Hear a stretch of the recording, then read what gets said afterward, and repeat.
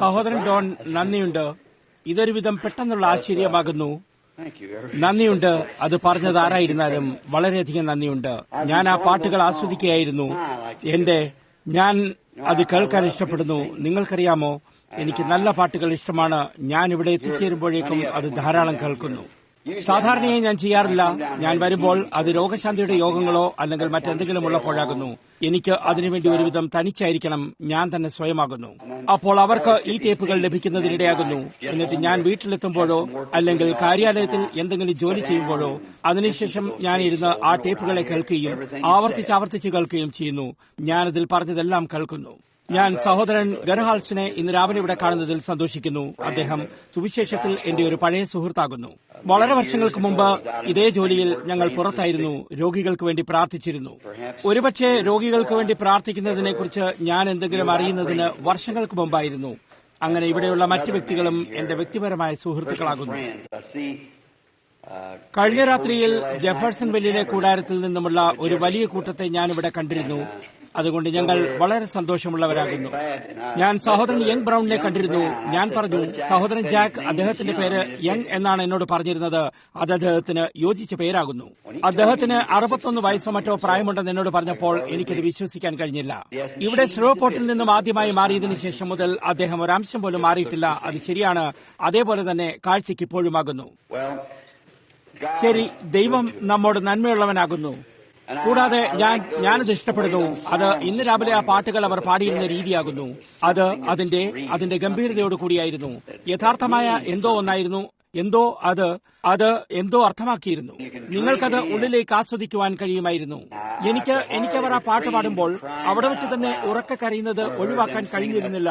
അത് 23-ാം സങ്കീർത്തനത്തെക്കുറിച്ച് എന്തോ അവിടെ ഉള്ളതാകുന്നു.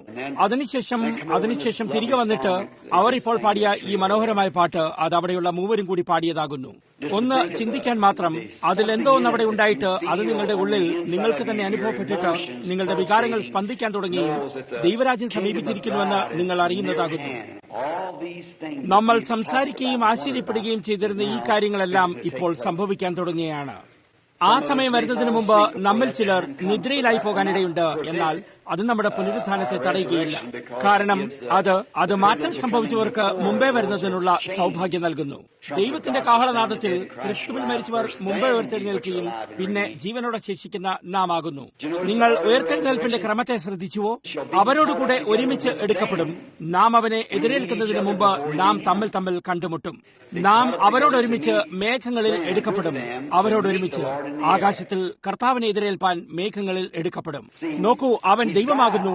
അതിനാൽ അവൻ ആരാധിക്കപ്പെടാൻ ആഗ്രഹിക്കുന്നു. അതാണ് ശരിക്കും അവന്റെ സ്വഭാവം എന്താണോ അതാകുന്നു. അത് ആരാധിക്കപ്പെടേണ്ടതാകുന്നു. എന്തുകൊണ്ടെന്നാൽ അവൻ ദൈവമാകുന്നു. നാം അവിടെ ഉണ്ടായിരിക്കുമെങ്കിൽ അവൻ അറിയാം.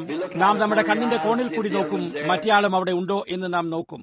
എങ്കിൽ പിന്നെ അത് സ്വതന്ത്രമായ ആരാധനയുടെ പൂർണ്ണമായ മാർഗമായിരിക്കില്ല. നാം അവിടെ നിൽക്കുമ്പോൾ കൂടാതെ നാം തമ്മിൽ ആദ്യം കണ്ടുമുട്ടിയിരിക്കുകയും പരസ്പരം അഭിവാദ്യം ചെയ്യുകയും ചെയ്തിരിക്കുന്നുവെന്ന് നമുക്കറിയാം. അതിനുശേഷമാണ് ഇതിനെല്ലാം കാരണമായവന്റെ കൂടെ നിന്നുകൊണ്ട് നാം വീണ്ടെടുപ്പിന്റെ പാട്ടുകൾ പാടുന്നത്.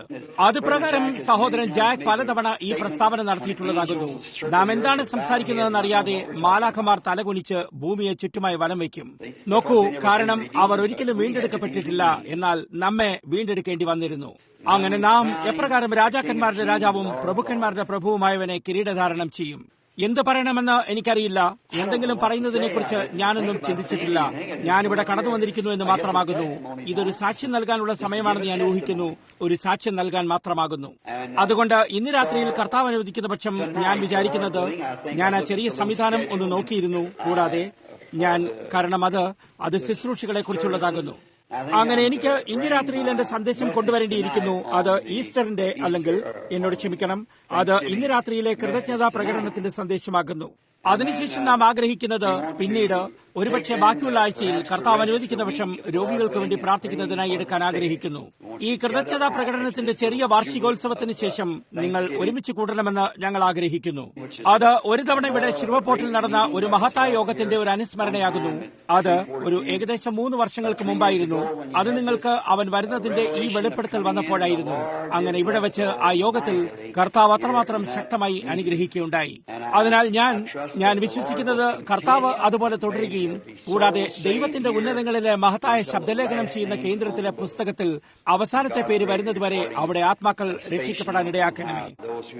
ക്രിസ്തുവിനെ രക്ഷകനായി സ്വീകരിച്ചവരെല്ലാം അവന്റെ ആത്മാവിനാൽ നിറഞ്ഞിരിക്കുന്നു. ഇപ്പോൾ നമുക്ക് ഒരു നിമിഷം തലകുനിക്കാം. ഞാനിവിടെ ഒരു തിരുവെഴുത്തിനെ കുറിച്ച് ചിന്തിക്കുന്നു. കർത്താവായ യേശുവേ, ഇന്ന് രാവിലെ ഞങ്ങൾ ഏറ്റവും നന്ദിയുള്ളവരായ ജനങ്ങളാകുന്നു.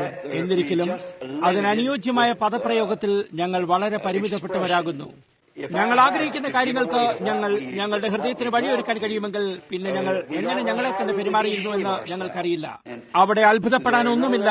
നീ പറഞ്ഞു, ദൈവം നമ്മുടെ മേൽ പകരുന്ന അനുഗ്രഹങ്ങളെ ഉൾക്കൊള്ളാൻ അത്രയും പര്യാപ്തമായ ഇടം അവിടെ ഉണ്ടാകാനിടയില്ല. അതിനാൽ ഞങ്ങൾ ഇതിനു വേണ്ടി നന്ദിയുള്ളവരാണ്. ഞങ്ങൾ നിന്നോട് അപേക്ഷിക്കുന്നു കർത്താവെ, ഭയഭക്തിയോടെ നിന്റെ മുമ്പിൽ ഞങ്ങൾ തലവണങ്ങിക്കൊണ്ട്, അതായത് നീ ഞങ്ങളുടെ കൃതജ്ഞതയെ സ്വീകരിക്കണമേ എന്ന് ഞങ്ങൾ പ്രാർത്ഥിക്കുന്നു. നമുക്ക് വളരെയധികം കാര്യങ്ങൾ നന്ദി പറയുന്നതിന് വേണ്ടി ഉണ്ടായിരിക്കുകയും നമുക്കവയെ പ്രകടമാക്കാൻ കഴിയാതെയുമായിരിക്കുന്നു. എന്നാൽ നാം ഒന്ന് മാത്രം പറയുന്നു, ദൈവത്തിന് നന്ദി ഉണ്ടായിരിക്കട്ടെ. എല്ലാറ്റിനും ഉപരിയായി നാം നന്ദിയുള്ളവരായിരിക്കുന്നത് ലോകത്തിന് നൽകപ്പെട്ട ദൈവത്തിന്റെ ആ മഹത്തായ സമ്മാനത്തിനാകുന്നു. അത് ദൈവം തന്റെ പുത്രനെ നമ്മുടെ വീണ്ടെടുപ്പിന് വേണ്ടിയുള്ള ഒരു വഴിയൊരുക്കാൻ നൽകിയപ്പോഴാണ്. അതിനുവേണ്ടി നമ്മൾ അത്രമാത്രം നന്ദിയുള്ളവരാകുന്നു. നാം അതിനെ സ്വീകരിക്കുകയും, അതായത് അവിടെ മുതൽ കർത്താവെ എനിക്ക് ഓർക്കാൻ കഴിയും, ഒരു ബാലനായിരുന്നപ്പോൾ മുതൽ ഞാൻ ജീവിച്ചത് അതിനുവേണ്ടിയായിരുന്നു. അങ്ങനെ ഇപ്പോൾ ഞാൻ പ്രായമായിക്കൊണ്ടിരിക്കുമ്പോൾ സൂര്യൻ അസ്തമിക്കുമെന്നത് അറിഞ്ഞിരിക്കെ എന്നെ വിളിക്കപ്പെടുന്നതുവരെ അധികം സമയമുണ്ടായിരിക്കില്ല. അപ്പോൾ ഞാൻ എന്തിനു വേണ്ടിയാണോ ജീവിച്ചത്, ഞാനത് ആനന്ദിക്കാൻ പോകും. കർത്താവെ, ഞാൻ അറിയുന്നു അതേ രാജ്യത്തിലെ അനേകം പൗരന്മാർ അവിടെ ഉണ്ടായിരിക്കും. അത് അതേപോലെ തന്നെ കാത്തിരിക്കുകയും ഇന്ന് രാവിലെ ആ സമയം എത്തിച്ചേരുന്നതിനു വേണ്ടിയാകുന്നു. കാരണം അതിനുവേണ്ടി തന്നെയാണ് ഞങ്ങൾ യാത്രയെടുക്കുകയും ചെയ്തത്. അതവനെ സേവ ചെയ്യാനും ഞങ്ങളുടെ സഹയാത്രക്കാരായ മനുഷ്യരെ ഒരു നിത്യതയിലുള്ള ജീവനിലേക്ക് നയിക്കുന്നതിനായി ശ്രമിക്കുന്നതിനുമാകുന്നു. കാരണം ആ മഹത്തായ നാഴിക ഉടനെ തന്നെ സമീപിക്കുന്നു. നമുക്കിത് എങ്ങനെയോ നമ്മുടെ ഉള്ളിൽ അനുഭവപ്പെടാൻ കഴിയുകയും, അതായത് അത് നമുക്ക് ചിന്തിക്കാൻ കഴിയുന്നതിനേക്കാളും ഒരുപക്ഷെ അത്രയും അടുത്തായിരിക്കാൻ കഴിയും. നീ ഇപ്പോൾ ഞങ്ങളെ അനുഗ്രഹിക്കണമേ എന്നും കൂടാതെ ഇന്ന് രാവിലെ അവിടുന്ന് ഞങ്ങൾക്ക് നൽകിക്കൊണ്ടിരിക്കുന്നതായ ഞങ്ങളുടെ അതേ അനുഗ്രഹങ്ങളുമായി തുടരണമെന്നും ഞങ്ങൾ പ്രാർത്ഥിക്കുന്നു. ഇപ്പോൾ ഞങ്ങൾ അങ്ങയുടെ വചനത്തിന്റെ ഒരു ഭാഗം അല്ലെങ്കിൽ ഒരു വാക്യം അല്ലെങ്കിൽ 2 വായിക്കുമ്പോൾ അവന്റെ മഹത്തായ പരിശുദ്ധാത്മാവ് ഈ വാക്യങ്ങളെ അവന്റെ ബഹുമാനത്തിനായി ഒരു സാക്ഷ്യത്തെ എടുക്കുന്നതിനിടയാക്കട്ടെ എന്ന് ഞങ്ങൾ പ്രാർത്ഥിക്കുന്നു. യേശുവിന്റെ നാമത്തിൽ ഞങ്ങൾ അപേക്ഷിക്കുന്നു. ആമേൻ. ഞാനൊരു സ്ഥാനത്തെ ഇവിടെ വായിക്കുന്നതിന് വേണ്ടി വിചാരിച്ചിരുന്നു. അത് കണ്ടെത്തുന്നത് കൊരിന്ത്യരിലാണെന്ന് ഞാൻ കരുതുന്നു. 2 കൊരിന്ത്യർ 9, 14 വാക്യവും 15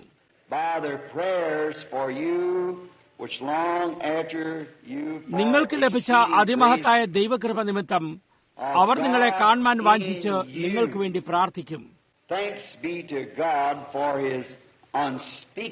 പറഞ്ഞു തീരാത്ത ദാനനിമിത്തം ദൈവത്തിന് സ്തോത്രം. പൗലോസ് ഇവിടെ നിങ്ങൾക്ക് ലഭിച്ച ദൈവകൃപയെക്കുറിച്ച് സംസാരിക്കുകയാണ്. അത് ജനങ്ങളുടെ ഇടയിൽ വസിക്കുന്ന പരിശുദ്ധാത്മാവിന്റെ പറഞ്ഞു തീരാത്ത ദാനമാകുന്നു. അവർക്ക് എന്താണ് ഉണ്ടായിരുന്നത്, അതിനുവേണ്ടി അവൻ ദൈവത്തിന് നന്ദി പറയുകയായിരുന്നു. പരിശുദ്ധാത്മാവ് ഈ ജനങ്ങളുടെ മേൽ വന്നിരുന്നു. പറഞ്ഞു തീരാത്ത ദാനം അത്രയും സമ്പന്നവും നിർമ്മലവുമാകുന്നു.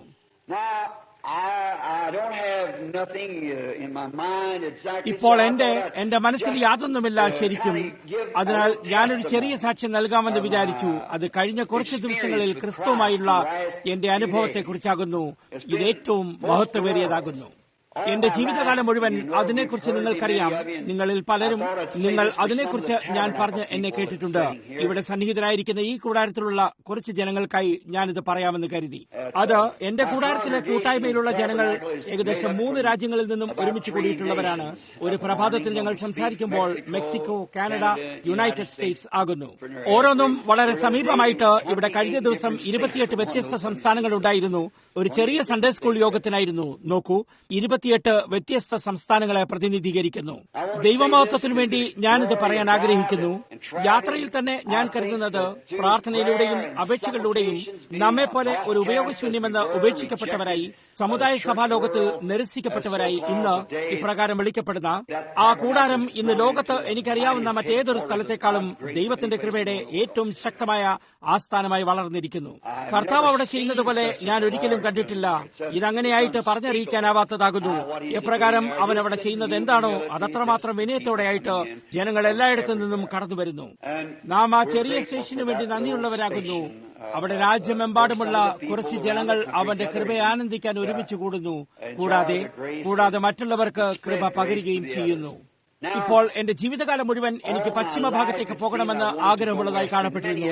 നിങ്ങളിൽ പലരും അതിനെക്കുറിച്ച് കഥകൾ വായിക്കുകയും ടേപ്പുകൾ കേൾക്കുകയും ചെയ്തിട്ടുണ്ട്. ഈ ടേപ്പിന്റെ ശുശ്രൂഷ എന്നത് ലോകമൊട്ടുക്കുള്ള ഒരു കാര്യമാകുന്നു. അതെല്ലായിടത്തുമായിരിക്കുന്നു. ഇത് സന്ദേശം തിരികെ അന്യജാതികളുടെ ദേശങ്ങളിലേക്ക് ചിതറിക്കുന്നതിനുള്ള ദൈവത്തിന്റെ ഒരു മാർഗമാണിതെന്ന് ഞാൻ വിചാരിക്കുന്നു. അവിടെ അത് പരിഭാഷ ചെയ്യപ്പെടേണ്ടത് ആവശ്യമാകുന്നു. കൂടാതെ ജർമ്മനിയിലും മറ്റും അവർക്ക് ടേപ്പുകൾ ലഭിച്ചിട്ട് അവർക്ക് അവരുടെ കൂട്ടായ്മകളിലെ 100 കണക്കിന് ആളുകളുടെ അടുക്കിലേക്ക് അത് പോയിരിക്കുന്നു. അവരുടെ കാതുകളിലേക്ക് ഒരു ചെറിയ സാധനം ഇട്ടുകൊണ്ട് ഒരു ടേപ്പിലേക്ക് ബന്ധിപ്പിച്ച് പ്രവർത്തിപ്പിക്കുന്നു. ഞാൻ സംസാരിക്കുന്നത് പോലെ തന്നെ ശുശ്രൂഷകൻ അവിടെ നിന്നുകൊണ്ട് അതേ പദപ്രയോഗങ്ങൾ തന്നെ മറ്റു ഭാഷകളിലും നടത്തുന്നു. അങ്ങനെ അത് 100 കണക്കിന് ജനങ്ങളുടെ മുമ്പിലേക്ക് കൊണ്ടുവരുന്നു. ലോകത്തെല്ലായിടത്തേക്ക് പോകുന്ന ഈ ടേപ്പുകളിലൂടെ 100 കണക്കിന് ആളുകൾ രക്ഷിക്കപ്പെടുകയും സുഖപ്പെടുകയും ചെയ്യുന്നു.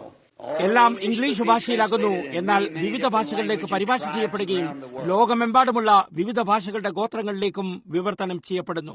നാം അവരിൽ നിന്നും തപാലുകളിൽ കൂടെ അവരെ കേൾക്കുന്നു. ഇപ്പോൾ ഞാനിത് പറയുകയാണ്. ഇത് ദൈവത്തിന്റെ മഹത്വത്തിനായുള്ള ഒരു വ്യക്തിപരമായ സാക്ഷ്യമായിരിക്കാൻ പോവുകയാണ്. കർത്താവ് അനുവദിക്കുന്ന പക്ഷം ഞാൻ പറയാൻ ആഗ്രഹിക്കുന്ന കാര്യങ്ങളെക്കുറിച്ച് വരുവാനിരിക്കുന്ന രാത്രികളിൽ നിങ്ങൾ മനസ്സിലാക്കുന്നതിനിടയാകും. നിങ്ങൾ മനസ്സിലാക്കും. അതിപ്രകാരം കഴിഞ്ഞ രാത്രിയിൽ ഞാൻ പറയാൻ ശ്രമിച്ചതുപോലെയായിരുന്നു. അതായത് ലോകം തകർന്നു വീഴാൻ പോകുന്ന ഒരു സ്ഥാനത്തേക്ക് വന്നുകൊണ്ടിരിക്കുകയാണ്. അത് രാഷ്ട്രീയമായും സാമൂഹികമായും സാമ്പത്തികമായുമാകുന്നു. നിങ്ങൾ ചോദിച്ചേക്കാം, സമ്പദ് വ്യവസ്ഥ, കൂടുതൽ പണം. അതെ, എന്നാൽ അതെവിടെ നിന്ന് വരുന്നു? നാം നികുതികളിൽ നിന്നും കടമെടുത്തിട്ട് ഇന്നു മുതൽ 40 വർഷത്തേക്ക് അടയ്ക്കേണ്ടി വരും. അവൾ തകർന്നുപോയിരിക്കുന്നു. അവൾ പാപ്പരായി കഴിഞ്ഞിരിക്കുന്നു. ഈ രാഷ്ട്രം മാത്രമല്ല, എന്നാൽ അവർ എല്ലാവരുമാകുന്നു. കൂടാതെ തിരികെ അതിലേക്ക് എത്തിച്ചേരുന്നതിന് ഒരു വഴിയുമില്ല. അങ്ങനെ ഇത് കൃത്യമായും ഈ രാജ്യത്തെ എന്തിലേക്കെങ്കിലും കറക്കുന്നതിനുള്ള ഒരു കെണി ഒരുക്കിയിരിക്കുകയാണ്. നിങ്ങൾ എല്ലാവരും ഈ കാര്യത്തിൽ ബുദ്ധിയുള്ളവരാണ്. ശരി, ലോകസമ്പത്ത് ആരുടെ പക്കലാണുള്ളത്? ആരാണത് കൈവശം വെച്ചിരിക്കുന്നത്? തീർച്ചയായും അത് അവർ വെച്ചിരിക്കുന്നു. അത് റോമാനഗരം കൈവശം വെച്ചിരിക്കുന്നു.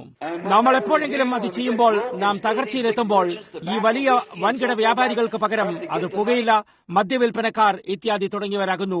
അതുപോലെ അവർക്ക് പണം ലഭിക്കേണ്ടത് ആവശ്യമാകുന്നു. നമുക്ക് ചെയ്യാനുള്ളത് എന്താണെന്നാൽ ഒന്നുകിൽ കറൻസി മാറ്റണം, അല്ലെങ്കിൽ പണം കടം വാങ്ങണം. അങ്ങനെ അവർ അത് ചെയ്യുമ്പോൾ അത് നേരെ തിരികെ ജന്മാവകാശം വിൽക്കുകയാണ്. കൃത്യമായും തികച്ചും ശരിയായിട്ട് അതിനെക്കുറിച്ച് തിരുവെടുത്ത് പറയുന്നത് എന്താണോ അത് തന്നെയാകുന്നു. കർത്താവ് അനുവദിക്കുന്ന പക്ഷം എപ്പോഴെങ്കിലും ഒരു സ്ഥലം കിട്ടിയിട്ട് അവിടെ ഒരു കൂടാരം ദൃശ്യത്തിലായി ഉയർന്നു വരാൻ ഞാൻ ആഗ്രഹിക്കുന്നു. അത് ഉടനെ തന്നെ ആകുമെന്ന് ഞാൻ ഇപ്പോൾ വിശ്വസിക്കുന്നു. ഉടനെ തന്നെ ഞാൻ ലോകമെമ്പാടും പോകാൻ പോവുകയാണ്. എനിക്കൊരു ലോകവ്യാപകമായ യോഗങ്ങൾ ഇപ്പോൾ കടന്നു വന്നുകൊണ്ടിരിക്കുന്നു. എനിക്ക് ഏകദേശം 6 ആഴ്ചയോളം തയ്യാറാക്കപ്പെട്ട ഒരു സ്ഥലം കിട്ടാൻ ഞാൻ ആഗ്രഹിക്കുന്നു. എന്നിട്ട് ആ കാര്യങ്ങൾ എടുത്തുകൊണ്ട് അവയിലൂടെ കടന്നുപോകുകയും, നിങ്ങൾ നോക്കൂ, അങ്ങോട്ടും ഇങ്ങോട്ടും തിരുവെഴുത്തുകളിലൂടെ കടന്നു പോകുന്നതാകുന്നു. നാം ജീവിക്കുന്ന ഈ നാഴികയെ കാണുന്നത് അമ്പരപ്പിക്കുന്നതാകുന്നു. അതെന്നെ ഭയപ്പെടുത്തുന്നു. മറ്റൊരു കാരണത്താലല്ല. എന്റെ ഹൃദയത്തിൽ സന്തോഷത്തിന്റെ മണികൾ മുഴങ്ങുന്നു. അതായത് കർത്താവിന്റെ വരവ് വളരെ അടുത്താണെന്ന് അറിയുന്നതാകുന്നു. എന്നാൽ എന്നെ ഭയപ്പെടുത്തുന്നത് എന്താണെന്നാൽ നാം അഭിമുഖീകരിക്കുന്ന ഈ നാഴികയ്ക്കായി വളരെയധികം പേർ തയ്യാറെടുപ്പ് നടത്തിയിട്ടില്ല എന്നറിയുന്നതാണ്. അതാണ് മോശമായ ഭാഗം. നിങ്ങളിൽ എത്ര പേർ എപ്പോഴെങ്കിലും അവിടെ ആ സമയത്ത് അണ്ണാനെക്കുറിച്ചുള്ള സംഭവ വിവരണം കേട്ടിട്ടുള്ളവരായിട്ട് ഇവിടെയുണ്ട്? പലരുമുണ്ട്. തീർച്ചയായും എല്ലായിടത്തുമായിരിക്കുന്നു എന്ന് ഞാൻ ഊഹിക്കുന്നു. അതുപോലൊരു ചെറിയ കാര്യം കഴിഞ്ഞ ദിവസം സംഭവിക്കുകയുണ്ടായി. കൂടാതെ ഞാൻ അപ്പോൾ, നിങ്ങൾ പർവ്വതങ്ങളെക്കുറിച്ചുള്ള സംഭവ വിവരണം കേട്ടിട്ടുണ്ടായിരിക്കുമല്ലോ, അവിടെ നിന്നും ഇറങ്ങി വരുമ്പോൾ കഴിഞ്ഞ ദിവസം കർത്താവ് ആ കാര്യങ്ങളെ പർവ്വതങ്ങളിൽ എഴുതിയപ്പോൾ എന്റെ ജീവിതം, ഞാനൊരു പ്രാസംഗികനല്ല, ആർക്കും അതറിയാം, ഞാനൊരു പ്രാസംഗികനല്ല. എന്നാൽ ഇത് ഒരു ആത്മീയ രൂപത്തിൽ നിർമ്മിക്കപ്പെട്ടിട്ട് അതിനെക്കുറിച്ചുള്ള കാര്യങ്ങൾ ശ്രദ്ധിക്കുന്നതിലും കാര്യങ്ങൾ നീങ്ങുന്നത് കാണുന്നതിലും കൂടാതെ സംഭവിക്കാൻ പോകുന്ന കാര്യങ്ങളെക്കുറിച്ച് ജനങ്ങൾക്ക് മുൻകൂട്ടി മുന്നറിയിപ്പ് നൽകുന്നതുമാകുന്നു. അത് വെറുതെ, അതാണ് എന്റെ കെട്ടിച്ചമയ്ക്കൽ. എനിക്ക് അത് സഹായിക്കാനാവില്ല. നിങ്ങളുടെ കെട്ടിച്ചമയ്ക്കലിനെ നിങ്ങൾക്കും സഹായിക്കാൻ കഴിയാത്തതുപോലെയാകുന്നു. എന്നാൽ ദൈവം നമ്മെ ഓരോരുത്തരെയും അവന്റെ ദേഹത്തിൽ ചില പ്രത്യേക കാര്യങ്ങൾ ചെയ്യാൻ നിയോഗിച്ചിരിക്കുന്നു. അതുകൊണ്ട് ഞാൻ ഓരോ ചെറിയ നീക്കങ്ങളും ഓരോ ലക്ഷ്യവും ഓരോ ഉദ്ദേശ്യവും നിരീക്ഷിക്കുന്നു. കാരണം എല്ലാ കാര്യങ്ങളും നിയന്ത്രിക്കപ്പെടുന്നത് ആത്മാവിനാൽ നിയന്ത്രിക്കപ്പെടുന്നു. ഈ സഭ ഇവിടെ സ്ഥാപിച്ചിരിക്കുന്നത് ഒരു ഉദ്ദേശത്തിനായിട്ടാണ്. ഈ സഭയ്ക്ക് പിന്നിൽ ഒരാത്മാവുണ്ട്. തീർച്ചയായും നിങ്ങളുടെ വീടിന് പിന്നിലായി ഒരാത്മാവുണ്ട്.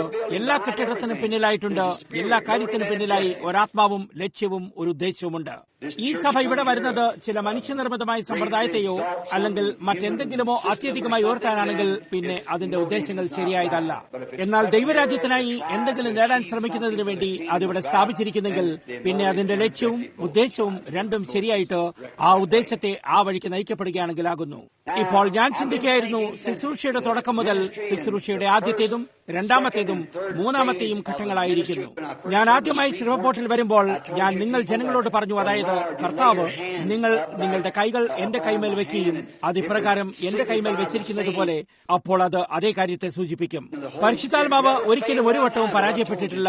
എന്നാൽ നിങ്ങളോട് എന്താണോ പറഞ്ഞത് അത് തന്നെ കൃത്യമായും നിങ്ങളുടെ കുഴപ്പമായിരുന്നു. അപ്പോൾ ഞാൻ നിങ്ങളോട് ആ കാര്യത്തെക്കുറിച്ച് പറഞ്ഞിരുന്നു. അതായത് അവൻ എന്നോട് ആ ദിവസം അത് പറഞ്ഞിരുന്നു. അതായത് ഒരു സമയമുണ്ടാകും, അപ്പോൾ ഹൃദയരഹസ്യങ്ങളെ അതേപോലെ നീ അറിയുന്നതിനിടയാകും. അത് അപ്രകാരമായിരിക്കുമെന്ന് വചനം പറയുന്നത് അറിയാതെയായിരുന്നു. എനിക്കത് അറിയില്ലായിരുന്നു. എന്നാൽ വചനം അത് അപ്രകാരം പറഞ്ഞിരുന്നു. അതായത് ദൈവത്തിന്റെ വചനം ഹൃദയത്തിലെ ചിന്തനങ്ങളെയും ഹൃദയത്തിലെ ഭാവങ്ങളെയും വിവേചിക്കുന്നതാകുന്നു. എബ്രായർ 4-ാം അധ്യായമാകുന്നു. ഇപ്പോൾ ആ വചനം നിങ്ങൾ നോക്കൂ. നിങ്ങൾ ഒരിക്കലും ആ വചനം ഉപേക്ഷിക്കരുത്. നിങ്ങൾ കൃത്യമായും ആ വചനം എഴുതിയിരിക്കുന്ന അതേ രീതിയിൽ തന്നെ ആ വചനത്തോടൊപ്പം നിൽക്കണം. അതിനോട് യാതൊരു സ്വകാര്യ വ്യാഖ്യാനങ്ങളും ചേർക്കരുത്. അത് എഴുതിയിരിക്കുന്ന അതേ രീതിയിൽ തന്നെ അത് പറയുക. അതാണ് ദൈവത്തിന്റെ വചനം. അതുതന്നെ ദൈവമാകുന്നു. ദൈവവും അവന്റെ വചനവും ഒന്നു തന്നെയാകുന്നു. കൃത്യമായും ഒന്നു തന്നെയാകുന്നു. കഴിഞ്ഞ രാത്രിയിൽ ഞാൻ പറഞ്ഞതുപോലെ വചനത്തിന്റെ ഒരു ഭാഗം എല്ലാ കാലത്തേക്കുമായി ഇട്ടിട്ടുണ്ട്.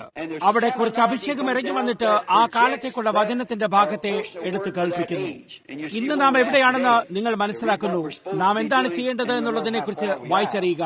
അപ്പോൾ നാം എത്ര ദൂരം എത്തിയിരിക്കുന്നുവെന്ന് നിങ്ങൾക്കറിയാൻ കഴിയും.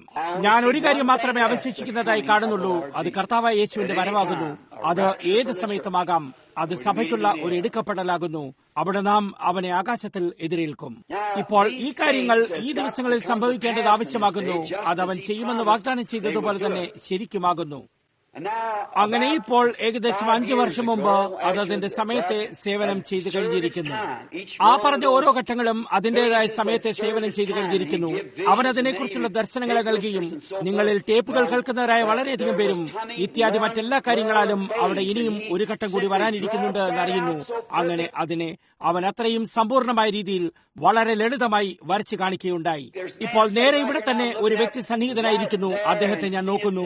അദ്ദേഹം ആ സംഭവ സ്ഥലത്ത് തന്നെ ഉണ്ടായിരുന്നിട്ട് ഞാൻ എന്റെ ജീവിതത്തിൽ എപ്പോഴും കണ്ടിട്ടുള്ളതുപോലെ തന്നെ അത്രയും സമ്പൂർണമായി അത് സംഭവിക്കുന്നത് കണ്ടിരിക്കുന്നു. കൂടാതെ അതിന്റെ ചിത്രങ്ങൾ പോലും എടുത്തിരിക്കുകയും അത് കർത്താവായ ദൈവം സംഭവിക്കുമെന്ന് പറഞ്ഞത് എന്തായിരുന്നുവോ അത് തന്നെയായിരുന്നു. ഞങ്ങൾ നേരെ അവിടേക്ക് തന്നെ പോയി. അവിടെ തന്നെ അതായിരുന്നു. കൃത്യമായും അവൻ പറഞ്ഞതുപോലെ തന്നെയായിരുന്നു. ഏകദേശം അതിപ്രകാരം മാർച്ച് 17 അത് ലൈഫ് മാസികയുടെ മാർച്ച് മാസത്തിന്റെ പതിപ്പിലായിരുന്നു. നിങ്ങൾ ആകാശത്ത് ആ പ്രകാശവലയം കണ്ടിരുന്നു. 30 മൈൽ ഉയരത്തിലും 27 മൈൽ വീതിയിലും പ്രത്യക്ഷപ്പെട്ടിരുന്നു. എന്തുകൊണ്ട്? ഈർപ്പം ഏകദേശം 9 മൈൽ ദൂരത്ത് മാത്രമേ എത്തുന്നുള്ളൂ. അവർക്കിത് എന്തായിരുന്നുവെന്ന് മനസ്സിലാക്കാൻ പോലും കഴിഞ്ഞിരുന്നില്ല. അതിന് നേരെ അടിയിലായി നിൽക്കുമ്പോൾ ഇപ്പോൾ ഇവിടെ സന്നിഹിതനായിരിക്കുന്ന ഒരു വ്യക്തി അവിടെ നേരെ എന്റെ അരികിലായി തന്നെ നിന്നിരുന്നു. അത് 7 ദൂതന്മാർ ദൈവത്തിൽ നിന്ന് താഴേക്ക് ഇറങ്ങി വന്നപ്പോൾ അവിടെ തന്നെ കാണത്തക്കവണ്ണം നിൽക്കുകയും എന്നോട് അവസാന സമയത്തെക്കുറിച്ച് പറയുകയും കൂടാതെ ഈ വെളിപാടുകളും വെളിപാടിന്റെ പുസ്തകത്തിലെ കാര്യങ്ങളും 7 മുദ്രകളും എന്നിട്ട് പറഞ്ഞു, തിരികെ വീട്ടിലേക്ക് മടങ്ങുക. ഓരോന്നോരോന്നായി ആ സന്ദേശം കൊണ്ടുവരും. അത് ശരിയാണ്. അത് നേരെ മുകളിലേക്ക് പോയി. അങ്ങനെ അത് മുകളിലേക്ക് പോകുമ്പോൾ വെളുത്തതായി മാറാൻ തുടങ്ങുകയും മുകളിലേക്ക് പോകുകയും ചെയ്തു. അപ്പോൾ ഒരു സ്ഫോടനം പർവ്വതങ്ങളെ പിടിച്ചു കുലുക്കുകയും അത്രയുമായിട്ട് ഒരു തൊട്ടിയുടെ വലിപ്പമുള്ള പാറകൾ പർവ്വതങ്ങളിൽ നിന്ന് വീഴുകയും ഇപ്രകാരമെല്ലാമായിരുന്നു. അവിടെ ചുറ്റുമായി ഒന്നും ഉണ്ടായിരുന്നില്ല. വർത്തമാന പത്രക്കാർ പോലും പറഞ്ഞു അവിടെ ഒരു പൊട്ടിത്തെറിയുടെ ശബ്ദമോ അല്ലെങ്കിൽ ഒരു വിമാനം പറക്കുകയോ അല്ലെങ്കിൽ മറ്റെന്തെങ്കിലുമോ ഉണ്ടോ എന്ന് അവർ പരിശോധിച്ചു നോക്കിയിരുന്നു. അവിടെ യാതൊന്നും ഉണ്ടായിരുന്നില്ല. യാതൊരു വിമാനങ്ങളും മുകളിലില്ലായിരുന്നു. അതുമല്ല, ഒന്നും തന്നെ ഉണ്ടായിരുന്നില്ല. അതിനും പുറമെ ഒരു വിമാനത്തിന്റെ ശബ്ദത്തിന് അത് ചെയ്യാൻ കഴിയുകയില്ല. അതുകൂടാതെ ഇത് ആ രീതിയിൽ തന്നെ സംഭവിക്കുമെന്ന് മുൻകൂട്ടി പറഞ്ഞിരിക്കുകയും അത് സംഭവിക്കുന്നതിന് 6 മാസം മുമ്പായിരുന്നു. അങ്ങനെ അത് അവിടെ എത്തിയിരുന്നു. അതിനെക്കുറിച്ച് ഇന്ന് ശാസ്ത്രം തെരഞ്ഞുകൊണ്ടിരിക്കുകയും അവിടെ തന്നെ ട്യൂസോണിലും കൂടാതെ വിവിധ സ്ഥലങ്ങളിലുമായിട്ട് അവിടെ മുകളിലായി അതെന്തായിരുന്നുവെന്ന് അവർക്ക് മനസ്സിലാക്കാൻ കഴിഞ്ഞിരുന്നില്ല.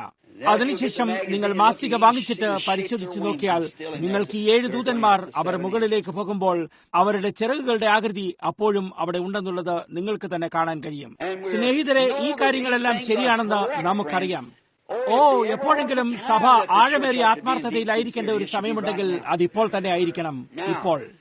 എന്നാൽ കേവലം അതെന്നോട് എന്തോ ഒന്ന് എന്റെ ഉള്ളിലായി ചെയ്തിരിക്കുന്നു, എന്നിൽ തന്നെ. ഇപ്പോൾ 5 വർഷങ്ങളായി എന്തായിരുന്നു കുഴപ്പമെന്ന് ഞാൻ അത്ഭുതപ്പെടുകയാണ്. എനിക്ക് എന്റെ ഹൃദയത്തിൽ അത് ഇപ്രകാരം ഞാൻ തന്നെ എന്തോ ഒന്നുമായിട്ട് മൊത്തമായി തകർന്നു പോയതുപോലെ അനുഭവപ്പെട്ടിരുന്നു. എനിക്ക് തന്നെ അതെന്തായിരുന്നുവെന്ന് മനസ്സിലാക്കാൻ കഴിഞ്ഞിരുന്നില്ല. ഈ വലിയ തകർച്ചയുടെ കാലഘട്ടത്തിലും ഇത്യാദി ഞാൻ രാജ്യമെമ്പാടുമായി ചുറ്റിക്കറങ്ങിക്കൊണ്ടിരുന്നു. ആ സമയത്ത് സർക്കാർ എന്നെ ഒരു നിരീക്ഷണത്തിന് കീഴിലായി വെച്ചിരുന്നു. കാരണം ഞങ്ങൾക്ക് യോഗങ്ങൾ നടത്തപ്പെടുമ്പോൾ ആരെങ്കിലും വില്യം ബ്രണഹാം എന്ന പേരിൽ ഒരു ചെക്ക് എഴുതുകയും ഞാനതിൽ ഒപ്പിട്ട് തിരികെ കൊടുക്കുകയും ചെയ്യും. അതിനെ തുടർന്ന് ഞങ്ങൾക്ക് ഞങ്ങളുടെ എല്ലാ യോഗങ്ങളുടെയും ഒരു തയ്യാറാക്കപ്പെട്ട പദ്ധതി കിട്ടുന്നു. അതിനുശേഷം അവർ അതിൽ കൂടെ നോക്കിയപ്പോൾ അത് പ്രചാരണ പ്രവർത്തനത്തിന് പണം നൽകുന്നതിനായി പോയിരിക്കുന്നു എന്ന് മനസ്സിലാക്കിയുണ്ടായി. എന്നിരിക്കലും ഞാൻ എന്റെ പേരിൽ അതിൽ ഒപ്പിട്ടപ്പോൾ അത് എന്റെ തന്നെ സ്വന്തം ചെക്കായി തിരിച്ചറിയപ്പെട്ടു. അതിനുവേണ്ടി അവർ എന്നെ ഞാൻ സർക്കാരിന് $300,000 കടപ്പെട്ടിരിക്കുന്നു എന്ന് പിടിക്കുകയുണ്ടായി. അതുമല്ല, അവർ എന്നെ വിട്ടുപോകാൻ അനുവദിച്ചിരുന്നില്ല. അവർ ഈ കാര്യങ്ങളിൽ എല്ലാം കൂടി പരിശോധന നടത്തി തീരുന്നതുവരെ ഒരു വലിയ സമയം എനിക്ക് ഇവിടെ തന്നെ ഇത്യാദി എല്ലാമായിട്ട് തുടരേണ്ടിയിരുന്നു. അത് ഞാനല്ല, എല്ലാം കൊടുത്തിരുന്നു. അവർ പറഞ്ഞു, ശരിയാണ്, അത് പ്രചാരണ പ്രവർത്തനങ്ങളിലേക്ക് കൊടുത്തിരുന്നു. എന്നാൽ ജനങ്ങൾ ചെക്ക് ഉണ്ടാക്കിയത് നിങ്ങൾക്കായിരുന്നു. അങ്ങനെ നിങ്ങൾ അത് അംഗീകരിക്കുമ്പോൾ നിങ്ങൾ ആ ചെക്കുമായി സ്വയം തിരിച്ചറിയപ്പെടുകയും അതിന്മേൽ നികുതി നൽകുന്നതിന് നിങ്ങൾ കടപ്പെട്ടിരിക്കുന്നു. നിങ്ങളത് എപ്പോഴെങ്കിലും നിങ്ങളുടെ കയ്യിൽ ഒരു നിമിഷം പിടിച്ചിട്ടുണ്ടെങ്കിൽ പോലും അതപ്പോഴും നിങ്ങളുടേതാകുന്നു. കാരണം നിങ്ങളത് അംഗീകരിച്ചിരിക്കുന്നു. എനിക്കതറിയില്ലായിരുന്നു. ഈ നിയമങ്ങളുടെയും കാര്യങ്ങളുടെയും എല്ലാവിധമായ യന്ത്രതന്ത്രങ്ങൾ എനിക്കറിയില്ലായിരുന്നു. അതിന്മേൽ ഒപ്പിടുന്നതിന് പകരം ഒരു മുദ്രയുണ്ടായിട്ട് അതുകൊണ്ട് മുദ്രയിടുകയാണ് ഞാൻ ചെയ്യേണ്ടിയിരുന്നത്. ഞാൻ അതിൽ ഒപ്പിട്ടപ്പോൾ അത് എന്റേതാണെന്ന് അത് അർത്ഥമാക്കിയാണ് ഉണ്ടായത്. അതിനുശേഷം അവർ അത് മുറിച്ചെടുത്ത് ആ തയ്യാറാക്കപ്പെട്ട പദ്ധതിയിലേക്ക് ഇടുകയും അവർ അത് കണ്ടെത്തുകയും ചെയ്തു.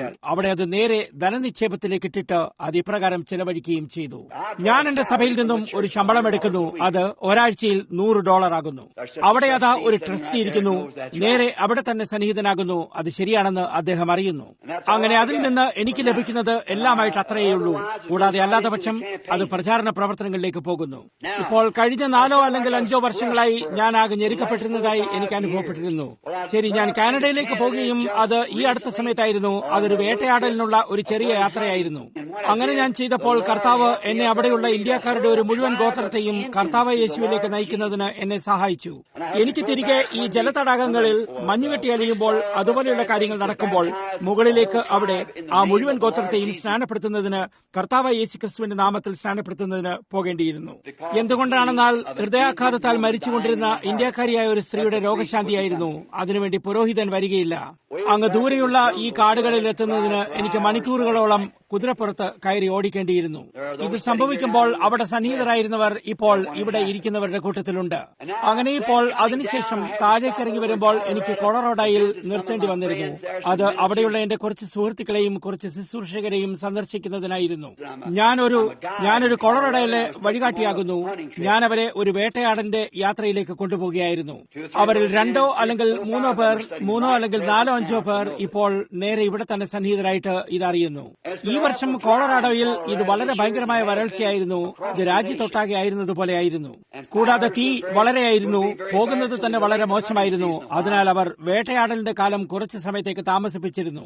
എന്നാൽ ഞങ്ങൾ അവിടെ മുകളിലായിരിക്കുമ്പോൾ അവിടെ ഒരു പ്രശ്നം കടന്നു വന്നു. അതായത് അവിടെ ഒരു ഹിമപാതം വരുന്നുണ്ട് എന്നതായിരുന്നു. ആ സമയത്ത് മലകളിലായിരിക്കുന്നത് വളരെ അപകടകരമായ കാര്യമാണ്. കാരണം ചിലപ്പോൾ നിങ്ങളുടെ കൈ തന്നെ നിങ്ങളുടെ മുമ്പിൽ പോലും കാണാൻ കഴിയാതെ ഞാൻ കണ്ടിട്ടുണ്ട്. അത് തന്നെ മണിക്കൂറുകൾക്ക് ശേഷം മണിക്കൂറുകളാകുന്നു. അതുകൂടാതെ 30 അടി മഞ്ഞ് ഒറ്റയടിക്ക് കൂമ്പാരം കൂടുകയും ഏതാനും കുറച്ച് മണിക്കൂറുകൾക്കുള്ളിൽ തന്നെ അത് നേരെ നിങ്ങളുടെ മേലാകുകയും ചെയ്യുന്നു. അങ്ങനെ നിങ്ങൾ നശിച്ചു പോവുകയും ചെയ്യുന്നു. അതുകൊണ്ട് ഞാൻ എന്റെ സഹോദരന്മാരോട് പറഞ്ഞു, അന്ന് രാവിലെ സമയം ഞങ്ങൾ പുറപ്പെടുമ്പോൾ ഞാൻ പറഞ്ഞു, ഇപ്പോൾ ഹിമപാതം പ്രാവർത്തികമായും ഒരു 100ഓളം മനുഷ്യരോ അല്ലെങ്കിൽ അതിലധികമോ ആളുകൾ ഞങ്ങളുടെ പിന്നിൽ തിരിച്ചെത്തിയിരുന്നു. അങ്ങനെ ഇവിടെ ഇതാ ജീപ്പുകളും ട്രക്കുകളും എല്ലാം നേരെ പുറത്തേക്ക് പോകുന്നു. കാരണം എന്താണ് സംഭവിക്കാൻ പോകുന്നതെന്ന് അവർ അറിഞ്ഞിരുന്നു. ആരും അവിടെ പിന്നിലായി അവശേഷിച്ചില്ല. എന്നാൽ ഇടയൻ മാത്രം സ്വയം തന്നെ അവിടേക്ക് തിരിച്ചു പോയിരുന്നു. അത് അവൻ അവിടെ മഞ്ഞുകാലം കഴിച്ചുകൂടുന്നതാകുന്നു. ഞങ്ങൾ 2 പേർ മാത്രവും ട്രക്ക് മാത്രവും അകത്ത് പാർത്തിരുന്നു. ഞാൻ സഹോദരന്മാരോട് ചോദിച്ചു. അവർ പറഞ്ഞു, ഞങ്ങൾ താമസിക്കാൻ പോവുകയാണ്. അതിനാൽ പിന്നെ ശരി, ഞാൻ പറഞ്ഞു, ഇപ്പോൾ തയ്യാറായിക്കൊള്ളുക. ഞങ്ങൾ പുറത്തുപോയി വാങ്ങിക്കാൻ ഒരു മെത്തഡിസ്റ്റ് ശുശ്രൂഷകനും ഞാനും കൂടി പുറത്തുപോയി കുറച്ച് അപ്പവും സാധനങ്ങളും വാങ്ങിക്കൊണ്ടുവന്നു. അതിനാൽ ഞങ്ങൾക്ക് അത് കണ്ടെത്താൻ കഴിഞ്ഞു. അത് ഏകദേശം 30 മൈൽ അങ്ങോട്ടും തിരികെ എത്തുന്നതിനുള്ള ദൂരമായിരുന്നു. അങ്ങനെ ഞങ്ങൾ മടങ്ങിയെത്തുകയും സഹോദരൻ ജോണും മറ്റുള്ളവരും ഇവിടെ സന്നിഹിതരാകുന്നു. അവർ അത് കേട്ടിട്ട് തിരികെ പോയിരുന്നു. അവർ ആ സമയത്ത് തന്നെ പുറത്തിറങ്ങി. അതിനാൽ ഹിമപാതം അടിക്കുകയുണ്ടായി. എന്നാൽ ഞങ്ങൾ താമസിക്കാൻ പോകുകയായിരുന്നു. കൂടാതെ ഞാനൊരു യോഗത്തിനായി ട്യൂഷനിലേക്ക് പോകുകയായിരുന്നു. ഞാൻ എന്റെ ഭാര്യയെ വിളിച്ചിട്ട് അവളോട് പറഞ്ഞു, അതായത് ഞാൻ അവിടെ എത്തിയില്ലെങ്കിൽ എന്റെ സ്ഥാനത്ത് മറ്റാരെങ്കിലും അതിന് പകരമായി ഏർപ്പെടുത്തുക. അങ്ങനെ പിറ്റേന്ന് രാവിലെ ഞങ്ങൾ പുറപ്പെടുകയുണ്ടായി. ഞാൻ പറഞ്ഞു, ഇപ്പോൾ ആദ്യമായി ഇത് യഥാർത്ഥമായും വളരെ മേഘാവൃതമായ കാലാവസ്ഥയാകുന്നു. മഴ പെയ്യുന്നത് നിങ്ങൾ കേൾക്കുന്നുണ്ടല്ലോ. അല്ലെങ്കിൽ എന്തെങ്കിലും നിങ്ങൾക്ക് കഴിയുന്നത്രയും വേഗത്തിൽ ആ കൂടാരത്തിലേക്ക് തിരികെ മടങ്ങുക. കാരണം അടുത്ത 10-15 മിനിറ്റിനുള്ളിൽ നിങ്ങൾക്ക് തിരികെ എത്താനുള്ള നിങ്ങളുടെ വഴി ഒരിക്കലും വീണ്ടും കാണാൻ പോലും കഴിയുകയില്ല. അങ്ങനെ ഞാൻ എല്ലാ മനുഷ്യരെയും അവരുടെ സ്ഥാനങ്ങളിലാക്കി കുന്നിന്റെ മുകളിലേക്ക് പോയി. നടന്നു കയറി അവിടെയുള്ള മാനുകളെ താഴെ അവരുടെ അടുക്കിലേക്ക് ഓടിക്കാൻ ശ്രമിക്കുകയായിരുന്നു. അങ്ങനെ ഞാൻ അതിന് കുറച്ച് ദിവസങ്ങൾക്ക് മുമ്പ് ഞാൻ ട്യൂഷനിൽ വെച്ച് എന്റെ തോക്കുകൊണ്ട് വെടിവെപ്പ് നടത്തിയിരുന്നു. തിരികെ അവിടെ മുകളിലെത്തിയിട്ട് അതല്പം വലത്തേക്ക് വലിച്ചെറിയുകയുണ്ടായി. വർഷങ്ങളായി ഞാൻ അന്വേഷിച്ചുകൊണ്ടിരുന്ന ആ വലിയ ആൺമാനിനെ ഞാൻ വെടിവെച്ചു. അത് വളരെ മുകളിലായി അതിനെ കൊണ്ടിരുന്നു. അവിടെ തന്നെ അത് മരിക്കുകയും ചെയ്തിട്ട് എനിക്കതിനെ കണ്ടെത്താൻ കഴിഞ്ഞില്ല. കൂടാതെ കാലാവസ്ഥ മോശമായി കൊണ്ടിരുന്നു. ഞാൻ വിചാരിച്ചു, ഞാൻ മുകളിലേക്ക് കയറി ചെന്നിട്ട് അതിനെ ഒന്ന് നോക്കുക തന്നെ ചെയ്യാം. അങ്ങനെ ഞാൻ പർവ്വതത്തിന് മുകളിൽ എത്തിയപ്പോഴേക്കും മഴ പെയ്യാൻ തുടങ്ങിയത് ഞാൻ ശ്രദ്ധിച്ചിരുന്നു. അതോടൊപ്പം മഞ്ഞ് വീഴാനും തുടങ്ങിയിരുന്നു. അത് മഞ്ഞുവീഴ്ചയുടെ വലിയ തുള്ളികളായിരുന്നു. അതിന് ഒരു $1 വലിപ്പമുണ്ടായിരുന്നു. എല്ലായിടത്തുമായി വീണുകൊണ്ടിരിക്കുകയും കാറ്റ് തിരിഞ്ഞും മറിഞ്ഞും അടിക്കാൻ തുടങ്ങിയിരുന്നു. അപ്പോഴേക്കും എല്ലാവരും തിരികെ താവളത്തിലേക്ക് ഓടുകയായിരുന്നു. എനിക്കറിയാമായിരുന്നു. ശരി, ഞാൻ കുറച്ച് നിമിഷങ്ങൾ കാത്തിരുന്നു. എന്നിട്ട് ഞാൻ ഓർത്തു, ഈ കൊടുങ്കാറ്റിനടിയിൽ എനിക്ക് ഈ മാനിനെ ഈ സമയത്ത് ഒരിക്കലും കണ്ടെത്താൻ കഴിയുകയില്ല. അതുകൊണ്ട് ഞങ്ങൾ മുമ്പോട്ട് പോയി പർവ്വതത്തിൽ നിന്ന് താഴേക്ക് ഇറങ്ങാൻ തുടങ്ങി. എന്റെ മുമ്പിൽ ഏകദേശം വെറും 10 അടി മാത്രം കാണാൻ കഴിഞ്ഞിരുന്നു. അങ്ങനെ ഏകദേശം എനിക്ക് എന്റെ സ്ഥലത്തെത്താൻ ഏകദേശം 4 മൈലോ അല്ലെങ്കിൽ അതിലധികമോ ഉണ്ടായിരുന്നു. അറിഞ്ഞുകൊണ്ട് തന്നെ ഞാൻ താഴേക്ക് മലയിറങ്ങിക്കൊണ്ടിരുന്നു. അത്രമാത്രം നന്നായി ഞാൻ ആ ദേശത്തെ അറിഞ്ഞിരുന്നു. കാരണം ഞാൻ വർഷങ്ങളോളം അവിടെ കന്നുകാലികളെ മേയിച്ചിരുന്നു. പർവ്വതത്തിൽ നിന്ന് താഴേക്കിറങ്ങുമ്പോൾ ഞാൻ 2 മലകൾക്കും ഇടയിലുള്ള മറികടക്കുന്ന സ്ഥാനത്തു നിന്നും ഏകദേശം 1/2 മൈൽ ദൂരത്തായി എത്തുകയും അത് ഇപ്രകാരം മറികടക്കുന്ന സ്ഥലമായിരുന്നു. ഞാൻ എത്തിച്ചേർന്നത് ആ മലനിരകൾക്ക് അപ്പുറയുള്ള സ്ഥലത്തായിരുന്നു. അവിടെ വെച്ചായിരുന്നു എനിക്ക് ആ ഭയങ്കരമായ ഭാരം അനുഭവപ്പെടാൻ തുടങ്ങിയിരുന്നു. ഞാൻ കരഞ്ഞു, ഞാൻ പ്രാർത്ഥിച്ചു, ഞാൻ ഏറ്റുപറഞ്ഞു, എനിക്ക് എന്ത് ചെയ്യാൻ കഴിയും? ഞാൻ ഈ ചെയ്തത് എന്താണ്? അതിപ്രകാരം നിങ്ങൾ വാസ്തവമായും എന്തോ ദുഷ്ടത പ്രവർത്തിച്ചതുപോലെ കണ്ടിരുന്നു. നിങ്ങൾ ആരെങ്കിലും വേദനിപ്പിച്ചതുപോലെ നിങ്ങൾ അത് നേരെയാക്കണമെന്ന് നിങ്ങൾക്കറിയാവുന്നതുപോലെയുമാകുന്നു. എന്തിനെക്കുറിച്ചാണ് ഞാൻ കുറ്റം വിധിക്കപ്പെട്ടത്? ഞാൻ അറിയുന്നില്ല. ഞാൻ പറഞ്ഞു, കർത്താവേ, നീ എനിക്കത് വെളിപ്പെടുത്തുക മാത്രം ചെയ്യുമെങ്കിൽ ഞാനത് നേരെയാക്കും. എന്നാൽ ഞാൻ ചെയ്തത് എന്താണെന്നാൽ ഞാൻ എഴുന്നേറ്റ് നിന്ന് പ്രസംഗിക്കുകയും എനിക്ക് ചെയ്യാൻ അറിയാവുന്നതെല്ലാം ചെയ്യുകയും അല്ലാതെ ഞാൻ മറ്റെന്ത് കുറ്റം ചെയ്തു? ഞാൻ വെടിപ്പായും ശുദ്ധവുമായും ജീവിക്കാൻ ശ്രമിച്ചു. അത് ശരിക്കും നിന്റെ വചനത്തിനനുസരിച്ചായിരുന്നു. എന്നാൽ ഞാൻ എന്താണ് ചെയ്തത്? അപ്പോഴും ആ ഭാരം എന്നെ വിട്ടുപോയില്ല. വർഷം തോറും വർഷം വിട്ടുപോയില്ല.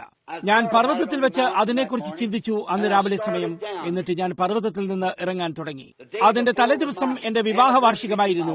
അതുകൂടാതെ എന്റെ ഭാര്യയും ഞാനും അതിന് 20 വർഷങ്ങൾക്ക് മുമ്പ് വിവാഹിതരായിരുന്നു. ഞങ്ങളുടെ വിവാഹ വാർഷികത്തിൽ ഞാൻ ഒരിക്കലും വീട്ടിൽ ഉണ്ടായിരുന്നിട്ടില്ല. ഞാൻ എല്ലായ്പ്പോഴും മലമുകളിലേക്ക് പോയിരുന്നു. അവിടെ ഒരു ചെറിയ സ്ഥലമുണ്ടായിട്ട് അവിടെ ചില വിഷപ്പാമ്പുകൾ ഉള്ളതായിരുന്നു. ഞങ്ങൾ വിവാഹിതരായ ആദ്യ വർഷം ഒരു മധുവിധു എടുക്കാൻ എന്റെ പക്കൽ മതിയായ പണമില്ലായിരുന്നു. ഒരു ചെറിയ യാത്രയ്ക്ക് വേണ്ടി അതിനുശേഷം ഒരു വേട്ടയ്ക്കുള്ള യാത്രയും കൂടി നടത്തുക. അതിനാൽ ഞാൻ എന്റെ ഭാര്യയെ മധുവിധുവിനായി ഒരു വേട്ടയ്ക്കുള്ള യാത്രയ്ക്കായി കൊണ്ടുപോയി. അതിനാൽ അത് ഒരു തരത്തിൽ രണ്ടും ഒരേ സമയത്ത് തന്നെ ലഭിക്കുന്നത് പോലെ കാണപ്പെട്ടിരുന്നു. കൂടാതെ ഞാൻ ഓർക്കുന്നു, ഒരു ചെറിയ കുട്ടിയെപ്പോലെ ഞാൻ അവളെ പൊക്കിയെടുത്ത് തടികൾക്കും മറ്റും മുകളിലേക്ക് ഉയർത്തിയിരുന്നു. ഞങ്ങൾ ഒരു ചെറിയ സ്ഥലത്ത് ചെന്ന് കയറി അവളുടെ പടമെടുക്കുകയും അതെല്ലായ്പ്പോഴും ഒരുതരം വാർഷിക മേള പോലായിരുന്നു. ഞാനതിനെക്കുറിച്ച് ചിന്തിക്കുന്നു, അവളുടെ കറുത്ത മുടിയെക്കുറിച്ചും അവൾ എത്ര സുന്ദരിയായിരുന്നുവെന്നും ചിന്തിക്കുകയായിരുന്നു. അങ്ങനെ ഇപ്പോൾ നരച്ചും അത് തന്നെ വെറും കുറച്ച് വർഷങ്ങൾ കൊണ്ട് അവളോട് അത് ചെയ്തിരിക്കുന്നു. ഞാൻ ഓർത്തു, ഞാൻ അവിടെ മുകളിലേക്ക് ചെന്നെത്തുമെന്ന് ഞാൻ വിശ്വസിക്കുന്നു. എന്നാൽ ഇത് വളരെ കഠിനമാണ്. അപ്പോഴേക്ക് മഞ്ഞ് വളരെ കഠിനമായിരുന്നു. എനിക്ക് എത്തിച്ചേരേണ്ടത് ആവശ്യമാണെന്ന് ഞാൻ അറിഞ്ഞിരുന്നു. കാരണം അവർ പ്രക്ഷേപണം നടത്തിയിരുന്നു. ഒരു കനത്ത ഹിമപാതം വഴിയിലെത്തിയിരിക്കും. അവർ അത് രാജ്യമെമ്പാടും പ്രക്ഷേപണം ചെയ്തിരുന്നു. ടോം സിംപ്സൺ ഇന്ന് രാവിലെ സമയം ഇവിടെ ഇരിക്കുന്നുണ്ടോ ഇല്ലയോ എന്ന് എനിക്കറിയില്ല. കാനഡയിൽ നിന്ന് ഇങ്ങോട്ട് വരുമ്പോൾ റേഡിയോ വഴി അദ്ദേഹത്തോട് പറഞ്ഞിരുന്നു, യാതൊരു കാരണവശാലും ആ രാജ്യത്തിലൂടെ പോകുക പോലും ചെയ്യരുത്. എല്ലാവരും പറഞ്ഞു, ആ വഴിയിൽ കൂടെ അവിടെ പോകരുത്, മറ്റൊരു വഴിയിൽ കൂടെ പോകുക. കാരണം ഒരു ഭയങ്കരമായ ഹിമപാതം ഉടനീളം അടിച്ചു കയറി വരുന്നു. ഞാൻ പർവ്വതത്തിൽ നിന്ന് താഴേക്ക് ഇറങ്ങി വരാൻ തുടങ്ങി. അതിനെക്കുറിച്ച് ചിന്തിക്കുകയായിരുന്നു. അപ്പോൾ ഏകദേശം രാവിലെ 10 മണിയായിരുന്നു. പെട്ടെന്ന് തന്നെ നിങ്ങൾ എന്റെ ശബ്ദം വ്യക്തമായി കേൾക്കുന്നത് പോലെ ഒരു ശബ്ദം എന്നോട് പറഞ്ഞു, നിൽക്കുക, തിരിഞ്ഞിട്ട് പിന്നോട്ട് മടങ്ങുക. ഇപ്പോൾ എനിക്കിത് അവിശ്വാസികളായ ജനങ്ങൾക്കിടയിൽ പറയാൻ കഴിയുകയില്ല. നിങ്ങൾക്കിത് വിശ്വാസികളോട് മാത്രമേ പറയാൻ പറ്റുകയുള്ളൂ. അതുകൂടാതെ കാരണം ഇത് അവിശ്വാസികൾ ഒരിക്കലും ഇത് മനസ്സിലാക്കുകയില്ല. നിങ്ങൾക്ക് ആത്മീയ കാര്യങ്ങൾ മനസ്സിലാക്കാൻ ഒരു ആത്മീയ മനസ്സ് ഉണ്ടായിരിക്കണം. വചനം ആത്മീയമാകുന്നു. ഇത് ആത്മീയമായി വ്യാഖ്യാനിക്കപ്പെടുന്നു. കൂടാതെ ഇത് ദൈവത്തിന്റെ വചനമാകുന്നു. ഞാൻ നിന്നിട്ട് ഞാൻ ഓർത്തു, ഞാൻ മുകളിൽ അവിടേക്ക് തിരികെ പോയാൽ ഇനിയും 1/2 മൈലോളം പിന്നിലേക്ക് പോകേണ്ടി വരും. കൊടുങ്കാറ്റ് ഇതുപോലെ ഉഗ്രമായിക്കൊണ്ടിരുന്നു. ഡേവിഡ് വുഡ് എനിക്ക് വേണ്ടി ഒരു ഇറച്ചിയപ്പം തയ്യാറാക്കിയിരുന്നു. അങ്ങനെ അതവിടെ ഉണ്ടായിരുന്നു. ഞാൻ കരുതുന്നു അവന്റെ പിതാവിന് ഒരെണ്ണം ഉണ്ടാക്കുന്നതിന് തന്നെ അവൻ എന്നോടൊപ്പം ഉണ്ടായിരുന്നു ഒരു വട്ടം. ഞങ്ങളുടെ പക്കൽ കുറച്ച് ഉള്ളിയും തേനും അപ്പവും അല്ലാതെ മറ്റൊന്നുമില്ലായിരുന്നു. അങ്ങനെ ഞാൻ അതെല്ലാം കൂടി ഒരുമിച്ച് ചേർത്തിട്ട് ഞങ്ങൾ ഒരു ഇറച്ചിയപ്പം ഉണ്ടാക്കിയിരുന്നു. അവന് കഷ്ടിച്ച് അവന്റേത് കഴിക്കാൻ കഴിഞ്ഞുള്ളൂ. അതിനുവേണ്ടി അവൻ എന്നോടൊപ്പം പോലും വരാൻ ശ്രമിക്കുകയായിരുന്നു എന്ന് ഞാൻ കരുതുന്നു. അതിനാൽ അവൻ ഇതിട്ടിരുന്നു. എനിക്കറിയില്ല അവൻ അതിലിട്ടിരിക്കുന്നത് എന്തെല്ലാം തരത്തിൽപ്പെട്ടതാണ്. അങ്ങനെ പർവ്വതമുകളിലേക്ക് കയറുമ്പോൾ മഴ വളരെ വേഗത്തിൽ പെയ്തുകൊണ്ടിരുന്നു. അതിനാൽ അത് നനയാൻ തുടങ്ങി. അത് വെറുമൊരു വലിയ കടലാസ് കട്ടിയിൽ മാത്രമായിരുന്നു. ഞാൻ ഓർത്തു, ശരി, ഞാനത് കഴിച്ചിട്ട് കാത്തിരിക്കാം. അങ്ങനെ വിചാരിച്ചുകൊണ്ട് ഞാൻ അവിടെ നിൽക്കുമ്പോൾ അതങ്ങനെ യാതൊന്നുമല്ലായിരുന്നു. ഞാൻ വെറുതെ സങ്കല്പിക്കുക മാത്രമായിരുന്നു. ഒരുപക്ഷെ അതൊരു കാറ്റ് വീശിയതാകാം. കാറ്റ് ആഞ്ഞടിച്ചുകൊണ്ടിരുന്നു. ആ മരങ്ങൾക്കിടയിലൂടെ തിരിഞ്ഞും മറിഞ്ഞും അടിച്ചിരുന്നു.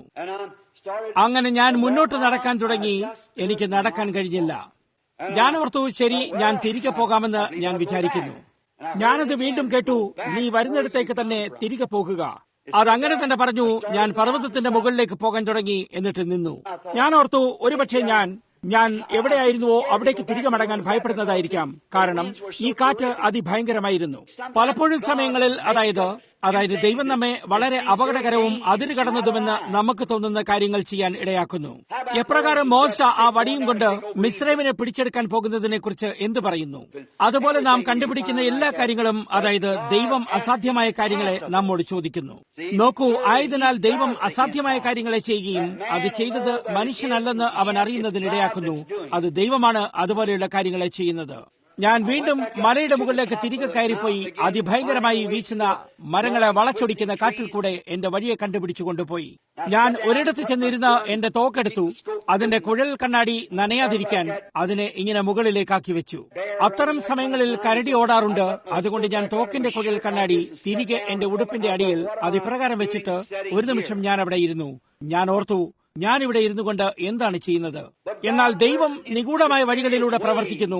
അത് അവന്റെ അത്ഭുതങ്ങൾ നിർവഹിക്കുന്നതാകുന്നു. ജഡത്തിന്റെ ചിന്തയ്ക്ക് അവന്റെ വഴികൾ അത്രയും അഗോചരമാകുന്നു. അവർ ഒരിക്കലും അതിന്റെ ഒരു കാഴ്ച പോലും പിടിക്കുന്നില്ല.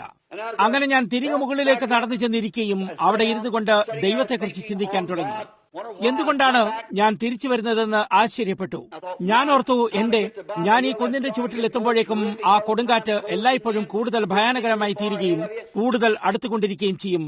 നിങ്ങൾക്ക് ദൂരെയായി മുമ്പിൽ യാതൊന്നും കാണാൻ കഴിഞ്ഞിരുന്നില്ല. ഇപ്പോൾ നിങ്ങളാണെങ്കിൽ നിങ്ങൾക്കിത് വിശ്വസിക്കേണ്ട ആവശ്യമില്ല. എന്നാൽ ഇത് സത്യമാകുന്നു. ഒരു ശബ്ദം എന്നോട് സംസാരിച്ചു. എന്നിട്ട് പറഞ്ഞു, ഞാൻ യഹോവയായ ദൈവമാകുന്നു. ഞാൻ ആകാശവും ഭൂമിയും സൃഷ്ടിച്ചു. പ്രകൃതി എന്നെ അനുസരിക്കുന്നു. അതിനുശേഷം ഞാൻ അവിടെ തന്നെ അല്പനേരം കൂടി ഇരുന്നിട്ട് എന്റെ തൊപ്പി പെട്ടെന്ന് ഊരിമാറ്റി. ആ ശബ്ദം എവിടെയോ എനിക്കത് കാണാൻ കഴിഞ്ഞില്ല. ഒരേ ഒരു കാര്യമെന്നത് എനിക്കത് കേൾക്കാൻ കഴിയുമായിരുന്നു.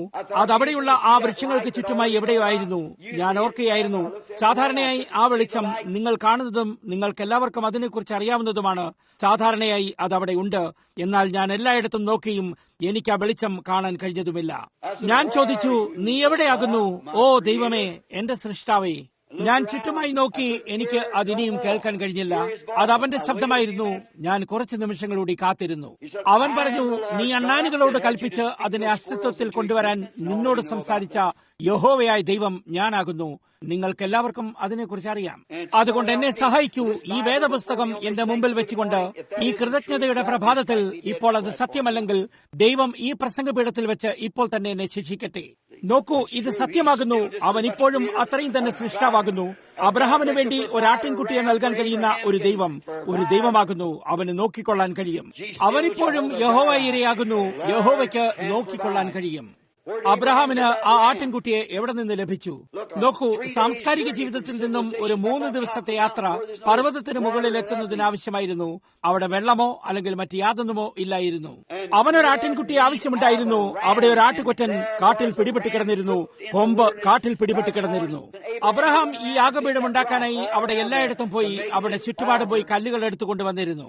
എന്നാൽ ദൈവം ഇപ്പോഴും യഹോവ ഇരേ തന്നെയായി അവശേഷിക്കുന്നു. കർത്താവ് തനിക്ക് വേണ്ടി സ്വയം അത് നോക്കിക്കൊള്ളും. അവൻ വാഗ്ദാനം ചെയ്തതെല്ലാം അതവന് നിവൃത്തിയാക്കാൻ കഴിയും. ആ വചനമാണ് മത്തായിയിൽ അവിടെയുള്ളത്. ഞാൻ വിചാരിക്കുന്നു അത് മാർക്കോസ് 11:22 ആകുന്നു. നിങ്ങൾ ഈ മലയോട് പറഞ്ഞാൽ, എനിക്കൊരിക്കലും അത് മനസ്സിലാക്കാൻ കഴിഞ്ഞിരുന്നില്ല.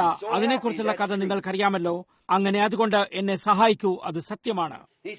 അവൻ പറഞ്ഞു, ഞാൻ തന്നെയാണ് ആ അണ്ണാനുകളെ നൽകിയത്. അവൻ പറഞ്ഞു, ഇപ്പോൾ ഞാനിത് വീണ്ടും ശ്രദ്ധിച്ചപ്പോൾ അത് അവൻ എന്ത് പറയുമെന്ന് കാണുന്നതിനായിരുന്നു. യാതൊന്നും നിന്നില്ല. കാറ്റ് അതേപോലെ അലറുകയായിരുന്നു. അത് തുടർന്നിരുന്നു. എനിക്ക് എന്നെ തന്നെ കടിച്ചു നോക്കേണ്ടിയിരുന്നു. കാരണം ഞാൻ നിങ്ങളോട് ചില കാര്യം പറയട്ടെ. യഥാർത്ഥമായ ആത്മീയ മനസ്സുകൾ ഭ്രാന്തിൽ നിന്ന് ഒരു ചുവട് പിന്നിലാകുന്നു. നിങ്ങൾക്കതറിയാമോ? ഒരു ശാസ്ത്ര ഗവേഷണം അതിനെക്കുറിച്ച് നിങ്ങളോട് പറയും. ഇവിടെ നിങ്ങൾ താഴെ, ഇവിടെ മെല്ലെയും മന്ദഗതിയിലുമാകുന്നു. അതിനുശേഷം നിങ്ങൾ കുറച്ചുകൂടി ആത്മീയമായി വരുന്നു. അതിനുശേഷം ഏകദേശം ഇതുപോലെയാകുന്നു. അതിനുശേഷം നിങ്ങൾ ഒരു മങ്ങിയ കോടാലി പോലെയാകുന്നു. അത് കഴിഞ്ഞ് ഒരു മൂർച്ചയേറിയ കത്തിയായി മാറുന്നു. ഇപ്പോൾ ഏതു വശത്താണ് നിങ്ങൾ അവിടെ വീഴാൻ പോകുന്നതെന്ന് നിങ്ങൾ അറിയുന്നു. ഒരു മനുഷ്യൻ അവിടെ സ്വയം ഉയർത്താൻ ശ്രമിച്ചാൽ അയാൾ തെറ്റായ ഭാഗത്തേക്ക് പോകുമെന്നുള്ളത് അവൻ ഉറപ്പാണ്.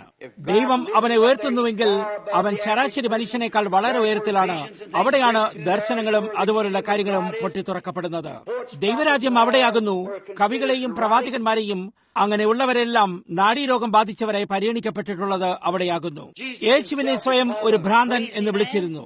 അവർ പറഞ്ഞു, ഞങ്ങൾക്കറിയാം നിനക്ക് ഭ്രാന്താണ്, നിനക്ക് ഭൂതമുണ്ട്. ഭ്രാന്തൻ എന്ന് വെച്ചാൽ കിറുക്കൻ എന്നർത്ഥമാകുന്നു.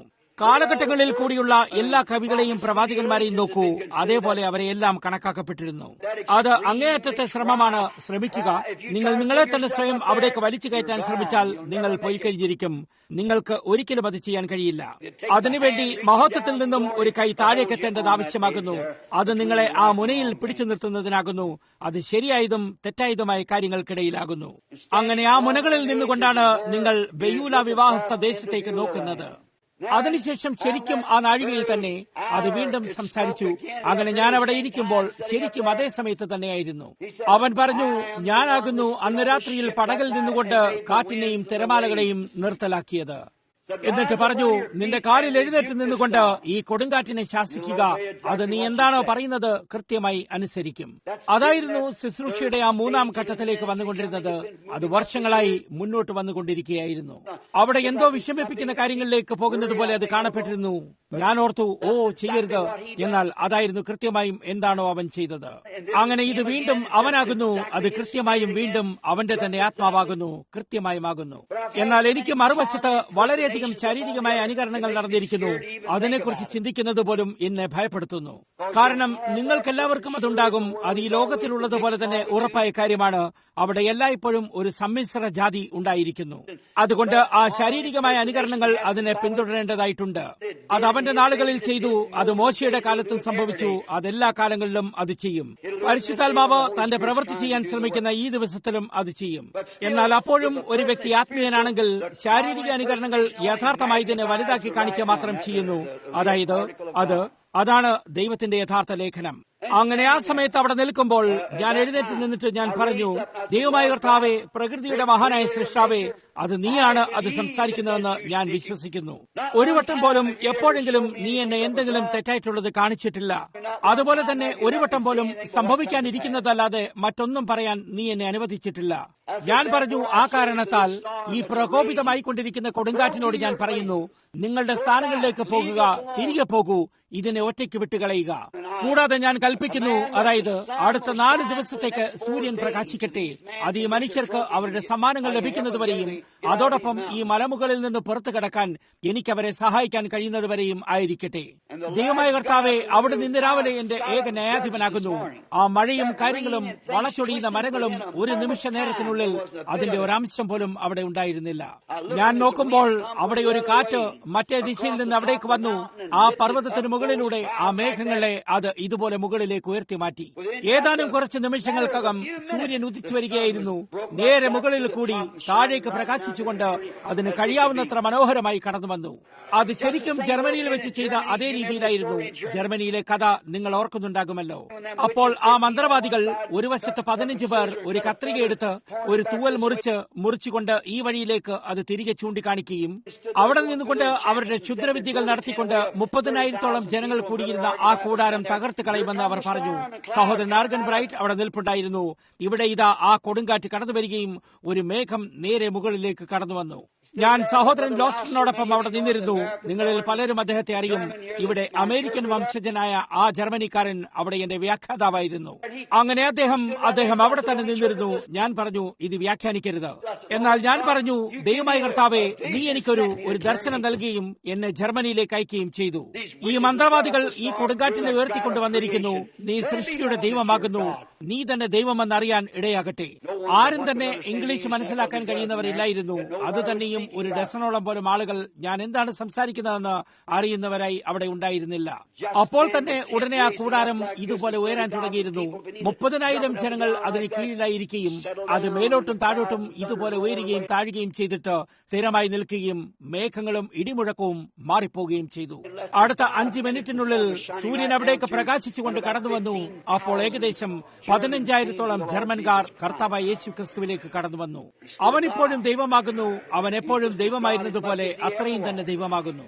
ശരി, ഞാൻ ആ കുന്നിൻ മുകളിൽ നിൽക്കുമ്പോൾ ഏകദേശം 4 ദിവസത്തിന് ശേഷം അവിടെ നിന്നും കടന്നു വരികയും അവിടെ ഇരിക്കുന്ന ആർക്കും അത് സത്യമാണെന്നറിയാം. ആ നാഴിക മുതൽ അടുത്ത 4 ദിവസം വരെ ഒറ്റ ഒരു മേഘം പോലും ആകാശത്തുണ്ടായിരുന്നില്ല.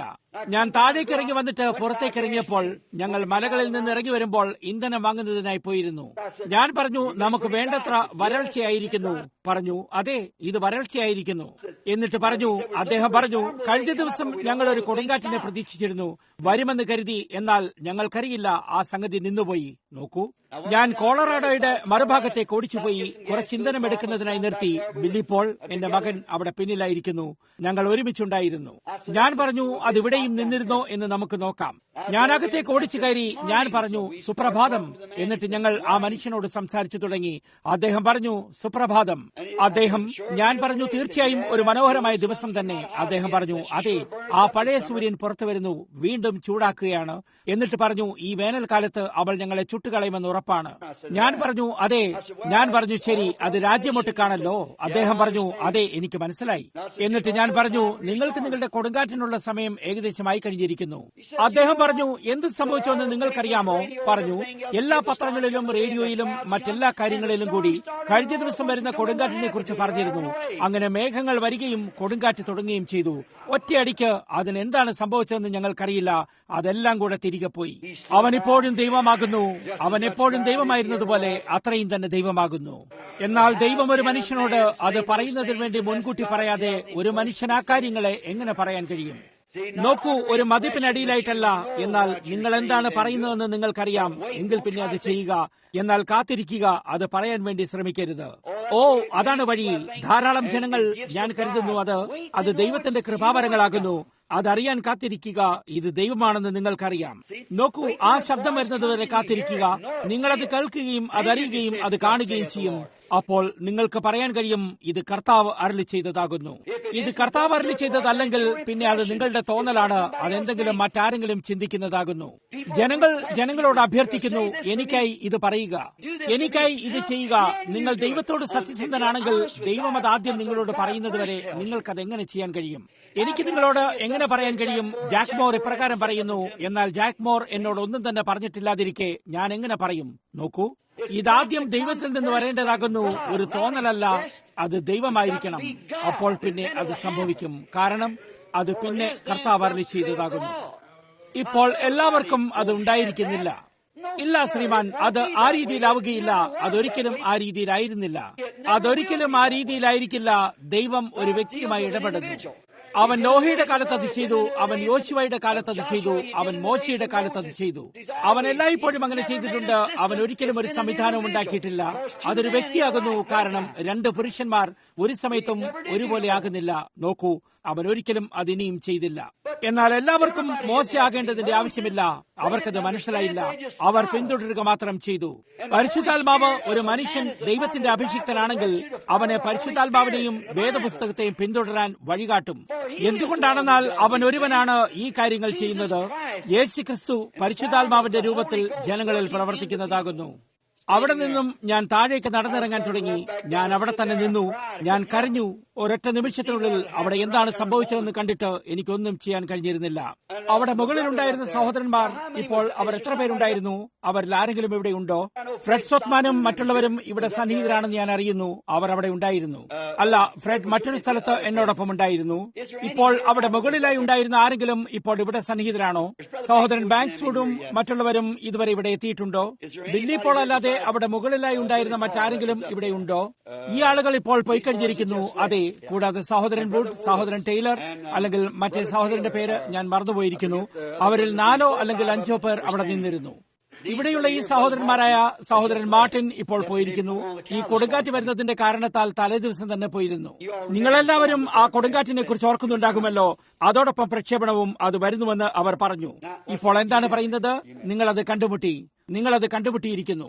അതിനുശേഷം ഇപ്പോൾ ശ്രദ്ധിക്കുക. അവിടെ നിൽക്കുമ്പോൾ ഞാൻ ഓർത്തു, ശരി, ഞാൻ മലയുടെ അടിയിലേക്ക് പോകും എന്ന് ഞാൻ ഊഹിക്കുന്നു. ഞാൻ ഒരു പ്രതിജ്ഞ ദൈവത്തോട് എടുത്തിരുന്നു. ഏതാനും കുറച്ച് വർഷങ്ങൾക്ക് മുമ്പായിരുന്നു.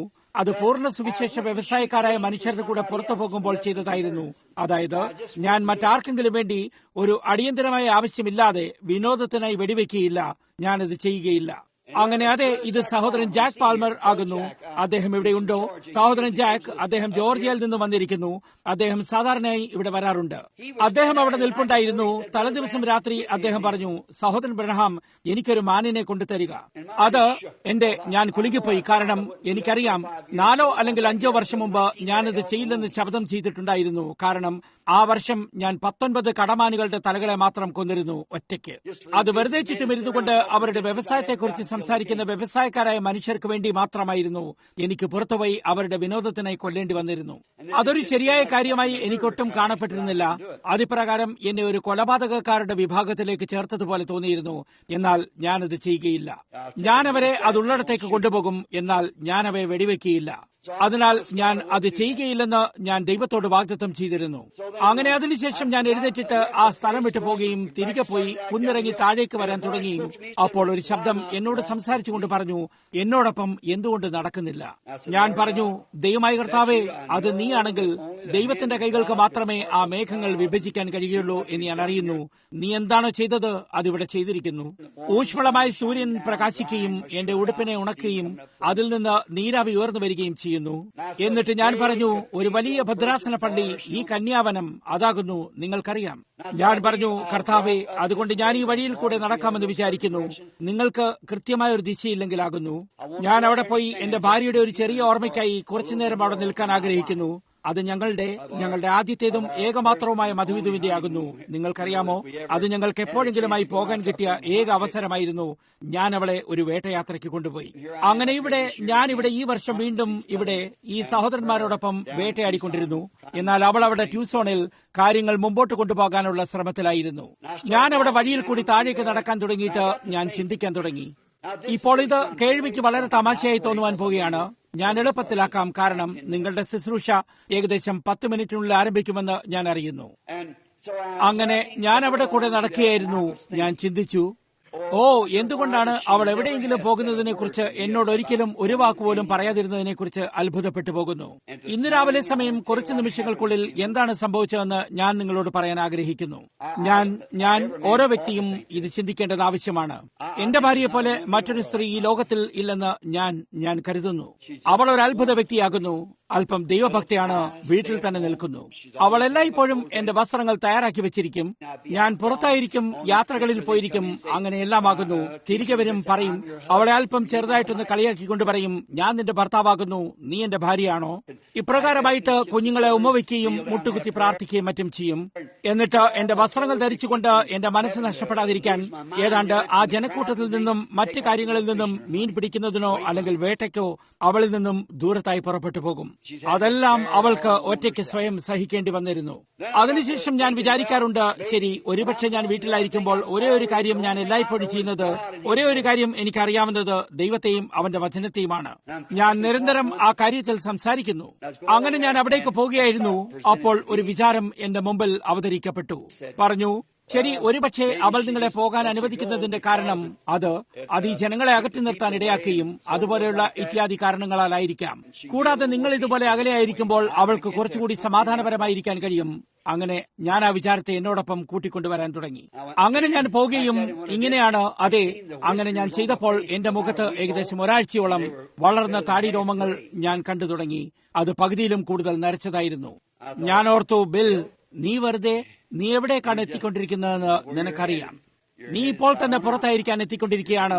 നോക്കൂ, നിനക്ക് പ്രായമായിക്കൊണ്ടിരിക്കുന്നു. കൂടാതെ നീ ഇതിനോടകം ആ 50ന്റെ പരിധി കഴിഞ്ഞിരിക്കുന്നു. അതുകൊണ്ട് ഞാൻ വെറുതെ അതൊക്കെ ചിന്തിച്ചുകൊണ്ട് എന്റെ വഴിയിൽ തോക്ക് എന്റെ തോളിൽ തൂക്കിയിട്ടും കൊണ്ട് ഇപ്രകാരം നടന്നു പോകുകയായിരുന്നു. പെട്ടെന്ന് എന്തോ സംഭവിച്ചു. അത് കാണപ്പെട്ടത് എല്ലാ തത്വത്തിലും ഞാൻ വീണ്ടും ഒരു ബാലനായതുപോലെ കാണപ്പെട്ടു. എന്താണ് മാനസികമായി സംഭവിച്ചതെന്ന് എനിക്കറിയില്ല, അല്ലെങ്കിൽ അതെന്തായിരുന്നുവെന്ന് എനിക്കറിയില്ല. ഞാൻ മുൻപോട്ട് നോക്കി. അവളുടെ മുമ്പിലായി ഞാനും, അവിടെ എന്റെ മുമ്പിലായി അവൾ നിന്നിരുന്നു.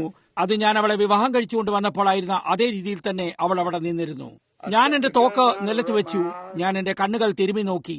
ഞാൻ അവളെ നോക്കിയും അപ്പോൾ അവളുടെ കൈകൾ ഇതുപോലെ നീട്ടി എന്നെ നോക്കി. ഞാൻ എന്റെ തല കുനിച്ചു. കാരണം ഞാൻ അവിടെ മുകളിലേക്ക് ഞങ്ങളുടെ ഒരു ചെറിയ വിവാഹ വാർഷിക സ്മരണയ്ക്കായി പോവുകയായിരുന്നു.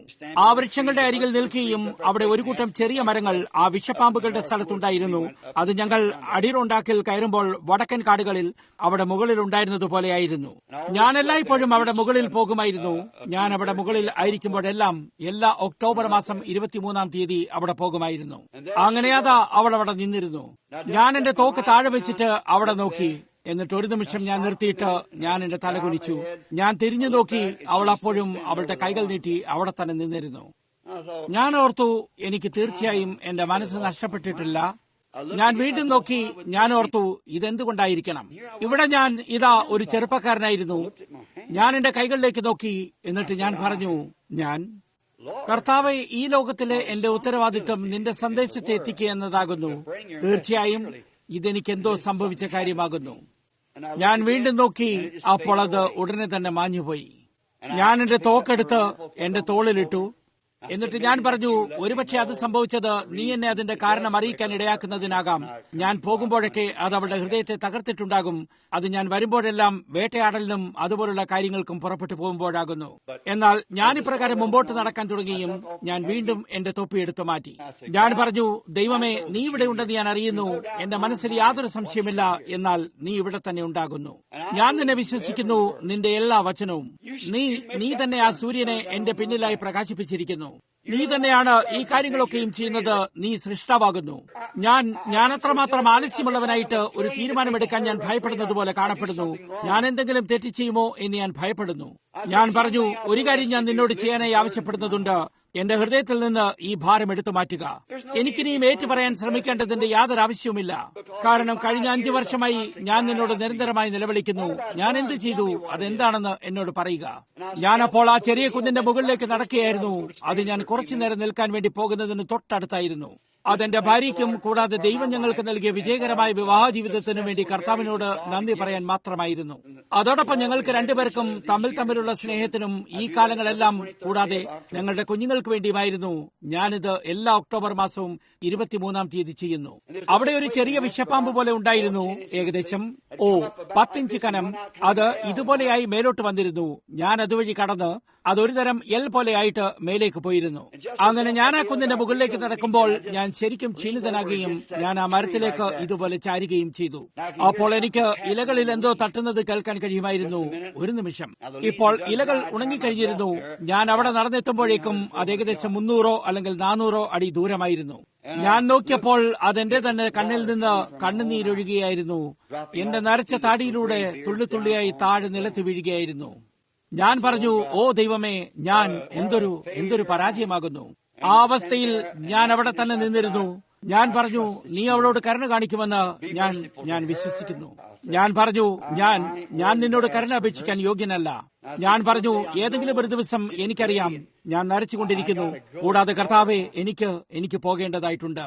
ഇത് ഭ്രാന്താണെന്ന് ജനങ്ങൾ കരുതുന്നുവെന്ന് ഞാൻ ഊഹിക്കുന്നു. എന്നാൽ ഇതുപോലെയുള്ള സ്ഥലങ്ങളിൽ ഞാൻ ദൈവത്തെ കണ്ടെത്തുന്നു. അവിടെയാണ് എനിക്കിത് യാഥാർത്ഥ്യമാകുന്നത്. ഞാനിത് നേരെ ഇവിടെ ആയിരിക്കുന്നത് പോലെ തന്നെ അതുപോലെ തന്നെ യാഥാർത്ഥ്യമാകുന്നു. കൂടാതെ തുറന്നു പറഞ്ഞാൽ കുറച്ചുകൂടി കൂടുതലായാകുന്നു. കാരണം നോക്കൂ, നിങ്ങളെല്ലാവരും അതിന്റെ ഒരു ഭാഗമാകുന്നു. അവിടെ ഞാൻ അവനോടൊപ്പം തനിച്ചായി നിൽക്കുന്നത് പോലെ കാണപ്പെടുകയും അവനോടല്ലാതെ മറ്റാരുമായും സംസാരിക്കുന്നില്ല. അങ്ങനെ ഞാൻ അവിടെ നിൽക്കുമ്പോൾ കാട് ഇളകുന്നത് ഞാൻ കണ്ടു. ഞാൻ എന്റെ തല ഒരു രീതിയിൽ ഉയർത്തി നോക്കി. ഇപ്പോൾ ചുവന്ന ഉടുപ്പും ഇട്ടുകൊണ്ട് എന്റെ തൊപ്പിക്ക് ചുറ്റുമായി ഒരു ചുവന്ന ബാൻഡും കിട്ടിയിരുന്നു. ആ പടിഞ്ഞാറൻ തൊപ്പികളിൽ ഒന്നിന് ചുറ്റുമായി ഒരു ചുവന്ന തുവാലയും ചുറ്റിയിരുന്നു. എന്നിട്ട് ഞാൻ നോക്കിയപ്പോൾ അവിടെ അതാ 2-3 മാനുകൾ നേരെ എന്റെ അരികിലായി നിൽക്കുന്നു. അവിടേക്കത് നടന്നു വന്നിരുന്നു. ഞാൻ ആ ചുവന്ന ഉടുപ്പിലായിരുന്നു. അവിടെ വെച്ച് വെടിവെച്ചതെല്ലാം ഒരു 100 മനുഷ്യർ അവയെ 40 തവണയെങ്കിലും വെടിവെച്ച് കാണും എന്ന് ഞാൻ ഊഹിക്കുന്നു. എന്തുകൊണ്ട്? തീർച്ചയായും അവ ഇപ്പോൾ ചിതറിക്കഴിഞ്ഞിരിക്കണം. എന്നാൽ അവ ചിതറിപ്പോയില്ല. അവ അവിടെ നിന്നുകൊണ്ട് എന്നെ നോക്കിക്കൊണ്ടിരുന്നു. വളരെ നല്ല മാംസവും പൂർണ്ണമായി വളർന്ന 2 ഇടമാനുകളും ഒരു വലിയ പെൺമാനുമായിരുന്നു. എന്തോ എന്നോട് പറഞ്ഞു. അവയിൽ ഒരു മാൻ സഹോദരൻ ഇവാൻസിനും ഒരു മാൻ സഹോദരൻ വെൽഷിനും മറ്റൊന്ന് മെത്തഡിസ്റ്റ് പ്രാസംഗികനുമാകുന്നു. അതുതന്നെയാണ് കൃത്യമായും ദൈവമായ കർത്താവ് ഇപ്പോൾ നിനക്ക് തന്നിരിക്കുന്നത്. അവയ്ക്ക് രക്ഷപ്പെടാൻ കഴിയില്ല. അവയ്ക്ക് രക്ഷപ്പെട്ടു പോകാൻ യാതൊരു വഴിയുമില്ല. എന്റെ പക്കൽ നേരെ എന്റെ തോളിൽ തന്നെ തോക്ക് തൂക്കിയിട്ടിരുന്നു. അവയ്ക്ക് തിരിഞ്ഞു പോകാൻ പോലും കഴിയുന്നതിന് മുമ്പ് തന്നെ എനിക്ക് ആ 3നെയും വെടിവെച്ച് കൊല്ലാൻ കഴിഞ്ഞിരിക്കും. നോക്കൂ, അതിപ്രകാരമായിരുന്നു. അവയ്ക്ക് അനങ്ങാൻ പോലും കഴിയുന്നതിന് മുമ്പ് അവ നേരെ എന്റെ കൈകളിലായിരുന്നു. എന്നിട്ട് ഞാൻ ഓർത്തു, അവിടെ അവ നിൽക്കുന്നു. അവ 3 മാത്രം. അവ ഇവിടുത്തെ കുന്നിന്റെ മുകളിൽ നിന്നും ഉരുട്ടിക്കൊണ്ടുപോകാൻ എളുപ്പമാണ്. എന്നിട്ട് അവയെ ചെറുതാക്കി പുറത്തു കൊണ്ടുപോകാൻ കഴിയും. ഞാൻ ഓർത്തു, അത് വളരെ എളുപ്പമാണ്. അവ 3 അതാ അവിടെ നിൽക്കുന്നു. അതിനുശേഷം ഞങ്ങൾക്ക് അവിടെ നിന്ന് വീട്ടിലേക്ക് പോകാൻ കഴിയും. അവയെ ഈ മലകളിൽ നിന്നും പുറത്തെടുത്ത് കൊണ്ടുപോകാം. അങ്ങനെ ഞാൻ അവിടെ നിന്നുകൊണ്ട് അവയെ നോക്കുമ്പോൾ അവ എന്നെ നോക്കിക്കൊണ്ട് അവിടെ തന്നെ നിന്നിരുന്നു. എത്രയും നിശബ്ദമായി, ഏകദേശം 15 അടി 20. ശരി, ഞാൻ നിശ്ചലനായി നിന്നു. നിങ്ങൾ മാനുകളെ വേട്ടയാടുന്നുണ്ടോ അല്ലെങ്കിൽ ഇല്ലയോ എന്ന് എനിക്കറിയില്ല. എന്നാൽ അവ വിചിത്ര ജീവികളാണ്. അവയെല്ലാം അവ ചെയ്യുന്നില്ല, അല്ലെങ്കിൽ അവയ്ക്ക് തീർച്ചയല്ല. അവയെല്ലാം ഇതുപോലെ കാലുകൾ ഉറപ്പിച്ചു നിൽക്കുന്നത് തീർച്ചയല്ല. പോകൂ. അതിനുശേഷം അവ എന്നെ നിരീക്ഷിച്ചു. ഞാൻ ഓർത്തു, ശരി, അത് അവിടെ തന്നെയാകുന്നു. ഒരേ ഒരു കാര്യം എന്നത് എന്റെ തോക്ക് നേരെ അവയുടെ മേലെ കുന്നം വയ്ക്കുക. അവയെല്ലാം ഓടിപ്പോയി കഴിഞ്ഞിരിക്കും. അതിനുശേഷം ഞാൻ ഓർത്തു, ഞാനത് ചെയ്യുകയില്ലെന്ന് ദൈവത്തോട് വാഗ്ദാനം ചെയ്തിട്ടുണ്ട്. ഞാനത് ഓർക്കുകയുണ്ടായി. ഞാൻ ഓർത്തു, ഇല്ല, എനിക്കത് ചെയ്യാൻ കഴിയില്ല. അത് ശരിയല്ല. ഞാനത് ചെയ്യില്ലെന്ന് ഞാൻ ദൈവത്തോട് വാഗ്ദാനം ചെയ്തിരിക്കുന്നു. നിങ്ങളൊരു വാഗ്ദാനം ചെയ്യുമ്പോൾ നിങ്ങൾ അതോടൊപ്പം നിലപാടെടുക്കുന്നു. ദൈവം നിങ്ങളിൽ നിന്നും അത് പ്രതീക്ഷിക്കുന്നു. അവിടെ വെച്ച് ഞാൻ ഓർത്തു, ശരി, തികച്ചും അവയെല്ലാം എന്റെ കൈകളിലായിരിക്കുന്നു. എന്നിരിക്കലും ഞാനത് ചെയ്യുകയില്ലെന്ന് അവനോട് വാഗ്ദത്തം ചെയ്തിരിക്കുന്നു. ഞാൻ പറഞ്ഞു, പൊയ്ക്കൊള്ളൂ തള്ളമാനെ, നിന്റെ കുഞ്ഞുങ്ങളെയും എടുത്തുകൊണ്ട് കാട്ടിലേക്ക് പോകുക. നീ സ്വയമായി ആനന്ദിക്കൂ. എനിക്കും ഇത് വളരെ ഇഷ്ടമാണ്. നീ എന്റെ കൈകളിലായിരിക്കുന്നു. എന്നാൽ ഞാൻ നിങ്ങളെ കൊല്ലാൻ പോകുന്നില്ല. അവ കുറച്ചുകൂടി മുമ്പോട്ട് അടുത്തു വന്നു. ഓ, മാനുകൾക്ക് അതെത്ര അസാധാരണമാണ്. അവ എന്നെ നോക്കിക്കൊണ്ട്, നിങ്ങൾക്കറിയാമോ, പിന്നെ അവയുടെ തല തിരിക്കും. ഞാൻ ചുവന്ന വസ്ത്രം ധരിച്ച് ഒരു തോക്ക് എന്റെ കയ്യിൽ പിടിച്ചുകൊണ്ട് അവിടെ നിന്നിരുന്നു. അങ്ങനെ അവ എനിക്ക് വളരെ അടുത്തായി നടന്നു വന്നിട്ട് എനിക്ക് മിക്കവാറും അവ എന്റെ കയ്യിൽ നിന്ന് തീറ്റാവുന്നത്രയും അടുത്തായിരുന്നു. അവ അവിടെ തന്നെ വണത്തുകൊണ്ട് കുറച്ചുനേരം ചുറ്റി നടക്കുകയും പിന്നെ തിരികെയും ഒരു സ്വല്പം പിറകിലേക്ക് നടന്ന് അവ നിന്നിട്ട് വീണ്ടും തിരികെ വന്നു. എന്തോ തുടർച്ചയായി പറഞ്ഞുകൊണ്ടിരുന്നു, അവയെല്ലാം നേരെ നിന്റെ കൈകളിലാകുന്നു, അവയെല്ലാം നേരെ നിന്റെ കൈകളിലാകുന്നു, കർത്താവ് അവയെ എല്ലാം നിന്റെ കയ്യിൽ ഏൽപ്പിച്ചിരിക്കുന്നു. ഞാൻ പറഞ്ഞു, എന്നാൽ ഞാൻ വാഗ്ദാനം ചെയ്തിട്ടുണ്ട്, ഞാനത് ചെയ്യില്ലെന്ന് ഞാൻ വാഗ്ദാനം ചെയ്തിട്ടുണ്ട്. അതിനുശേഷം മുതൽ ഞാൻ ഓർത്തു, നിങ്ങൾക്കറിയാമോ, ഒരു വട്ടം ദാവീദ് നേരെ ആ വശത്തേക്ക് നയിക്കപ്പെടുകയുണ്ടായി. അവിടെ യോവാബ് കിടന്നിരുന്നു, അല്ലെങ്കിൽ അത് നേരെ ശൗൽ രാജാവ് കിടന്നിരുന്നിടത്തേക്കായിരുന്നു. അപ്പോൾ യോവാബ് അവനോട് പറഞ്ഞു, യഹോവ അവനെ ഇതാ നിന്റെ കയ്യിൽ ഏൽപ്പിച്ചിരിക്കുന്നു. എന്നാൽ അവൻ പറഞ്ഞു, അവന്റെ അഭിഷിക്തന്റെ നേരെ കൈയെടുക്കുന്നതായ ഈ കാര്യം ചെയ്യാൻ യഹോവ എനിക്ക് ഇടവരുത്തരുതേ. നോക്കൂ, നിങ്ങളൊരു വാഗ്ദാനം ചെയ്യുമ്പോൾ അത് ശ്രദ്ധിച്ചിരിക്കണം. എന്നിട്ട് ഞാൻ പറഞ്ഞു, ഞാനത് ചെയ്യില്ലെന്ന് ഞാൻ ദൈവത്തോട് വാഗ്ദാനം ചെയ്തിട്ടുണ്ട്, അതുകൊണ്ട് ഞാനത് ചെയ്യുകയില്ല. ഞാൻ പറഞ്ഞു, തള്ളമാനെ, നിന്റെ കുഞ്ഞുങ്ങളെയും കൂട്ടിക്കൊണ്ട് കാടുകളിലേക്ക് പൊയ്ക്കൊള്ളുക, ഞാൻ നിങ്ങളെ ശല്യപ്പെടുത്താൻ പോകുന്നില്ല. നിങ്ങൾ എന്റെ കൈകളിലാകുന്നു, നിങ്ങൾക്ക് വേണമെങ്കിലും രക്ഷപ്പെടാൻ കഴിയില്ല. എന്നാൽ ഞാൻ നിങ്ങളെ വേദനിപ്പിക്കാൻ പോകുന്നില്ല. കാടുകളിലേക്ക് പൊയ്ക്കൊള്ളുക. അവർ വീണ്ടും നേരെ തിരികെ എന്റെ ചുറ്റുമായി അടുത്തു വന്ന് നിന്നു. ഞാൻ അവിടെ തന്നെ നിന്നു. എന്നിട്ട് ഞാൻ ഓർത്തു, ഇതെന്താകുന്നു, ഒരു വിചിത്രമായ കാര്യം തന്നെ. ഞാനൊരു പ്രകൃതി മനുഷ്യനാകുന്നു.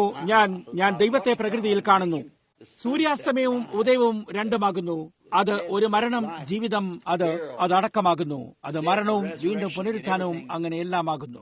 അതേപോലെ മരങ്ങൾ എപ്രകാരം ഇയ്യോബ് ശവക്കുഴിയിൽ ഒളിപ്പിച്ചു വെക്കുന്നതിനെ കുറിച്ച് പറഞ്ഞിരിക്കുന്നു, അവൻ എന്നെ ഒളിപ്പിച്ചു വെക്കും. കൂടാതെ നോക്കൂ, നീര് മരങ്ങളെ വിട്ട് വേരുകളുടെ കുഴിവാടത്തിലേക്ക് ഇറങ്ങിപ്പോകുന്നു.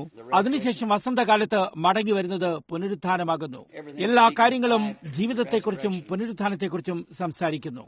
ഞാനവയെ നോക്കിക്കൊണ്ട് അവിടെ നിൽക്കുമ്പോൾ അവ കൂടുതൽ അടുത്തു വന്നുകൊണ്ടിരുന്നു. അതിനുശേഷം അവ തിരിഞ്ഞ് കാട്ടിലേക്ക് നടന്നുപോയി. ഞാൻ അവിടെ തന്നെ നിന്നു, വെറും ഒരു മന്ദബുദ്ധിയെ പോലെ. അങ്ങനെ അവയെല്ലാം പോയി കഴിഞ്ഞപ്പോൾ ആ ശബ്ദം വീണ്ടും സംസാരിച്ചു. അതേ സൂര്യൻ എന്റെ പിന്നിലായി പ്രകാശിച്ചുകൊണ്ടിരുന്നു.